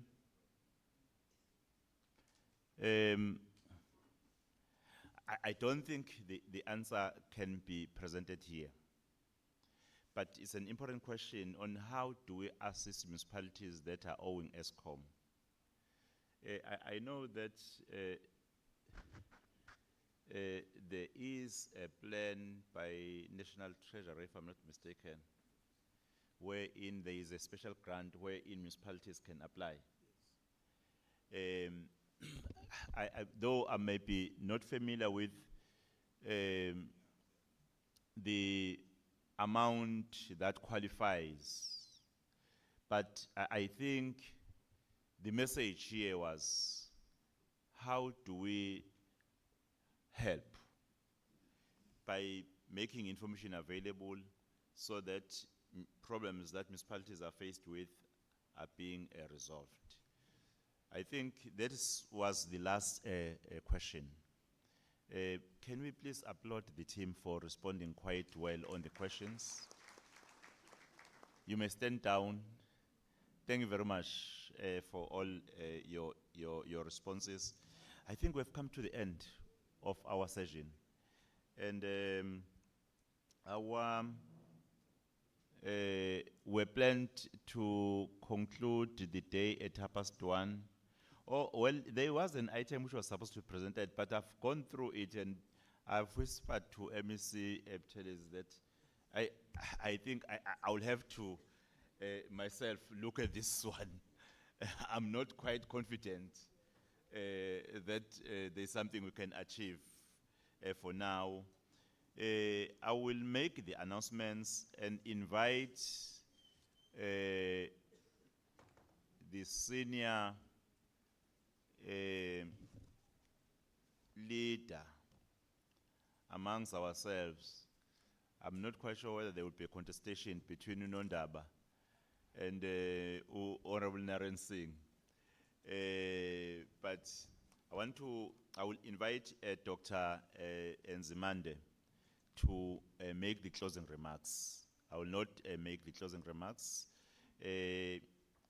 After that, maybe I will make announcements as to where we're going to get our lunch. Over to you, sir. Premier, thank you very much, Mpemp. I think we've actually done a wonderful wrapping up of the issues and elements of a way forward. I suppose you are asking me because, as you say, as an elder, even when everything is done, you can't close the function until the elder has said something. Well, I'm looking at Umfundisi Zondi there and this one next to me.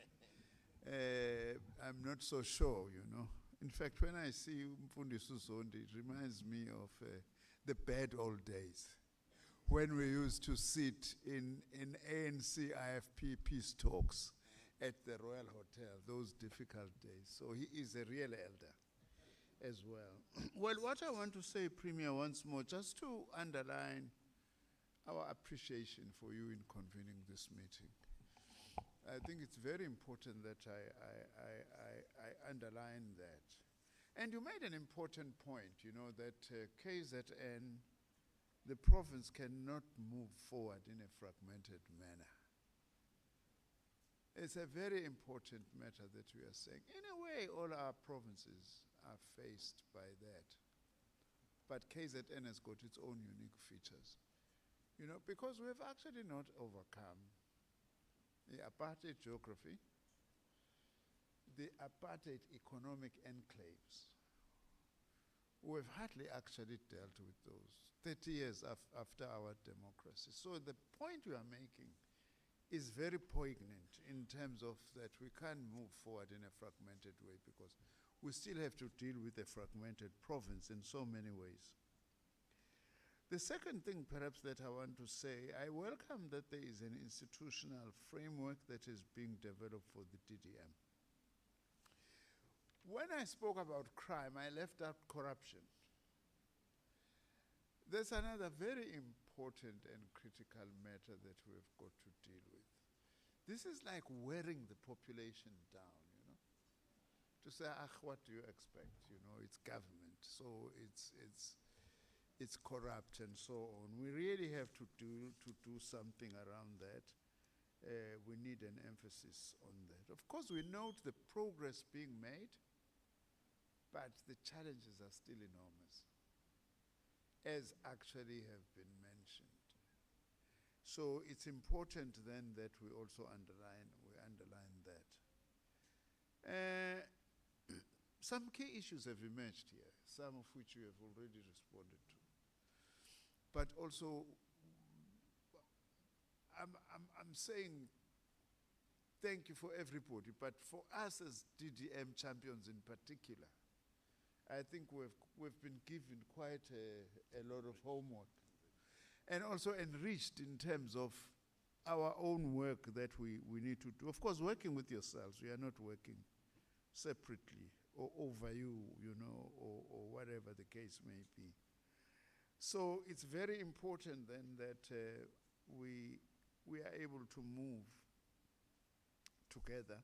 Water has been mentioned. SMEs have been mentioned. I was also quite interested in the idea of red tape at national level that sometimes constrains provinces or municipalities to be able to act. Those are some of the things. It's not the only ones that are mentioned. So we take that as a umpago for us, at least at national level. How do we actually look? Of course, we'll have to continue engaging each other. I think perhaps there are one or two things that may not have been mentioned, Premier. The one is the role of the private sector. I think it's a very critical issue. What is the role of the private sector in this province, in various localities, you know? By the way, the economy of South Africa is located in 3 provinces. It's Gauteng, it's Western Cape, it's KZN. And even if you go into those provinces, maybe with the exception of Gauteng, if you are talking about Western Cape, it's Cape Town. Talking about KZN largely Itegu. Maybe in my hometown a little bit, Pietermaritzburg, which used to be not Dambuzu corner up. So I think it's a matter that we need to put firmly in this forum, the role of the private sector. In fact, in some instances, we might want to have a session with the leaders of the private sector being present, so that we are actually able to engage with them. The other matter, I'm raising this because this has been one of my frustrations when I was Minister of Higher Education, that needs to be addressed. Ingonyama Trust Premier. Now, Sheng. I know that you were there at some stage. I must say that we need, Ingonyama Trust has got potential to play a very critical economic role, but in some instances it becomes an obstacle. I haven't built a skills center eLandskop kwinkosi uZondi because Ingonyama Trust just couldn't give me the permission. I can't build unless the land is under the state. Now, Ingonyama Trust is not state land, strictly speaking. So that has got to be transferred. I think that we have got to look into that because some of my colleagues at national level have actually mentioned this about KwaZulu-Natal. And I think the province has got a very crucial role in particular to play in this regard. You know, so that it doesn't become an obstacle, but it's able to facilitate development. Now, the last point that I want to make, like an elder, we need to look at skills development programs to support the programs that we are actually talking about. That's very critical. Kuzeni raises the issue of engineers. It's a huge crisis point that we have. By the way, in South Africa, we possibly have got enough people qualified in engineering. The problem, they are not in engineering work. Apart from those who are building Dubai, by the way, it's South African engineers who are building Dubai. Apart from those, they are now increasingly being drawn into health, Mamsumelan, because we need engineers now, even by medical aid, by the way, for certain making of calculations and things and so on. They are being drawn into the financial sector, the engineers as well, working full-time for banks, you know, and all that. Banks, when they make assessments, they now send their own engineers and so on. So it's going to be important that the issue of skills development, we look at it closely. I hope the province is playing a role in the Human Resources Development Council, because that's one important point, you know. But also you need your own, I'm sure you have your own, Human Resources Development Council, which actually must just focus on the issue of skills that are needed in the province, because without that, to make progress in a number of things that we've actually said. But let me just conclude by saying, for us, I've just been talking a little bit, it's difficult because we are in a meeting. As champions in particular, this has been hugely useful and informative. You know, it makes me feel much more confident to go to Herigwala and engage with much more confidence, perhaps, than before, although each district has got its own features and characteristics. So we wish to thank everyone also who participated here, and we must try and push those who are participating to really participate in this, because it's a very important platform. With those words, again, as ngikhulumisa kwekhehla eMphemba, Sompisi. Siyabonga kakhulu, ubaluleke kakhulu lo mhlangano. Ususenze wasinika amandla ukuthi sikwazi ukuthi siqhubekele phambili. Siyabonga kakhulu.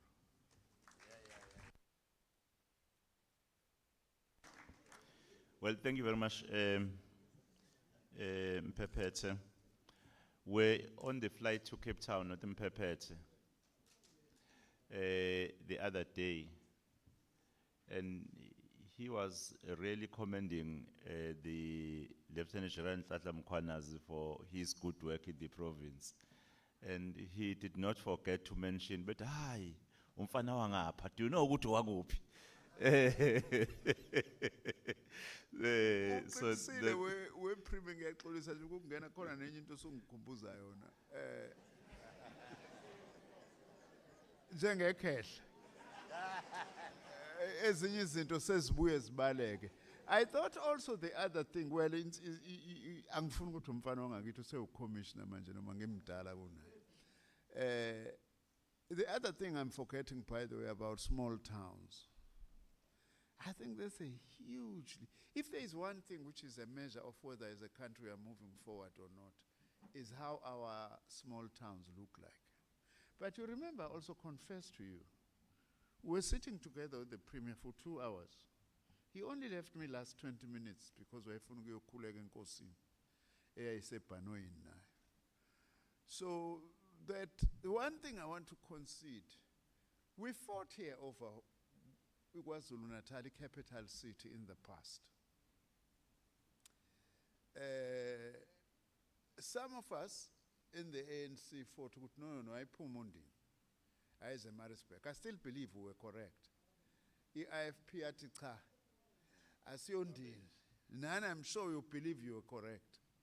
But where I'm willing to concede is that we never planned something important. If you take away Ondini as a capital, what are the socio-economic consequences of that? And we never put a plan to say, much as those of us who wanted Maritzburg to be the capital, but what do we leave Ondini in order to be able that there are people abahlala Ondini? Kuze. You know? Whether we like it or not, once you take out a capital, that has got some negative impact. We never planned for that. Well, you might have done something that would be good. Mina, I was considering, at the time as we were debating and discussing, that matter never featured. Maybe later you actually addressed it. Myself, I tried to make my contribution. I still want to build the University of Zululand campus there. But I'm no longer Minister of Higher Education now. But I laid the foundation. I hope that my colleague will actually continue. Because that campus also will be history. It will be the most inland university campus in this province. University campuses in this province are along the sea. There is no inland. The most inland you go is Maritzburg. So if you're on Ndini, perhaps that would be the furthest, and also it's a rural campus, and we need those campuses big time. I hope that will make a contribution further to actually develop our rural areas. Thank you very much. Ngiyabonga. Well, thank you very much. May I request, or let me thank you, Mpepet, for the closing remarks, and also thank Deputy Minister Singh, Deputy Minister Nzuza, Khuzeni, and Makajela, and all our MECs, our mayors, Provincial Commissioner, Acting DG, DDGs, HODs. I'm not quite sure whether we had members of the civil society present. We didn't. Okay. So everyone who was present today, thank you very much for coming. I wish therefore to announce that for lunch, there is a boardroom when you exit the door, which is just near the door on the right, the first boardroom there. The ministers, deputy ministers will be having their lunch with the Premier there. And there is another boardroom which is on the left, which is called Umkhanyakude boardroom. I think they've omitted Amakhosi. I don't see where, oh, Amakhosi, they are there.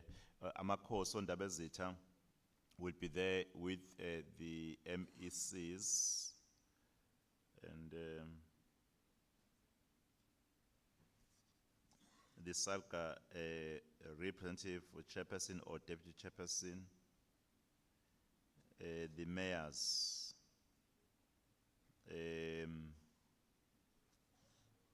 the acting DG and special advisors. Then across, there is another boardroom where the HODs, municipal managers, DTGs, all senior officials and support staff will go. If I did not mention you in the list, feel free to go to any boardroom because it's not an issue of protocol, but it's an issue of just arranging numbers so that in terms of the space, we don't have a problem. I wish to invite MEC Reverend Zondi, and really, colleagues, Rob leaders, you don't know how grateful I am for this session. I was really inspired. And I hope, KwaZulu-Natal, if we can work like this together, we can achieve something greater. Thank you very much. In particular, attendance ye mayor. Usheng, ngicela ukukushayela ihlombe ekhulu. Ngicela simshayele ihlombe usheng. Ngoba ushilo umhlonishungwezi uthi ubengisi. I-attendance yomasipala. Ngiyanicela abafowethu nodadewethu omasipala. Ake ni-attendeni. Ke ni-attende nje emithathu emine. Ke nibone ukuthi akukho lesingabheka ngakhona sihamba ndawonye. Thank you very much. May I request Honorable Reverend Zone to close with a prayer. Thank you, Honorable Premier. Let us pray. We thank you, Almighty Father, for having guided us through our meeting. And we pray that you guide us as we disperse and go in different directions. Bless us as we are going to receive the food for the sustenance of our bodies, and bless it for the glory of your holy name. Amen.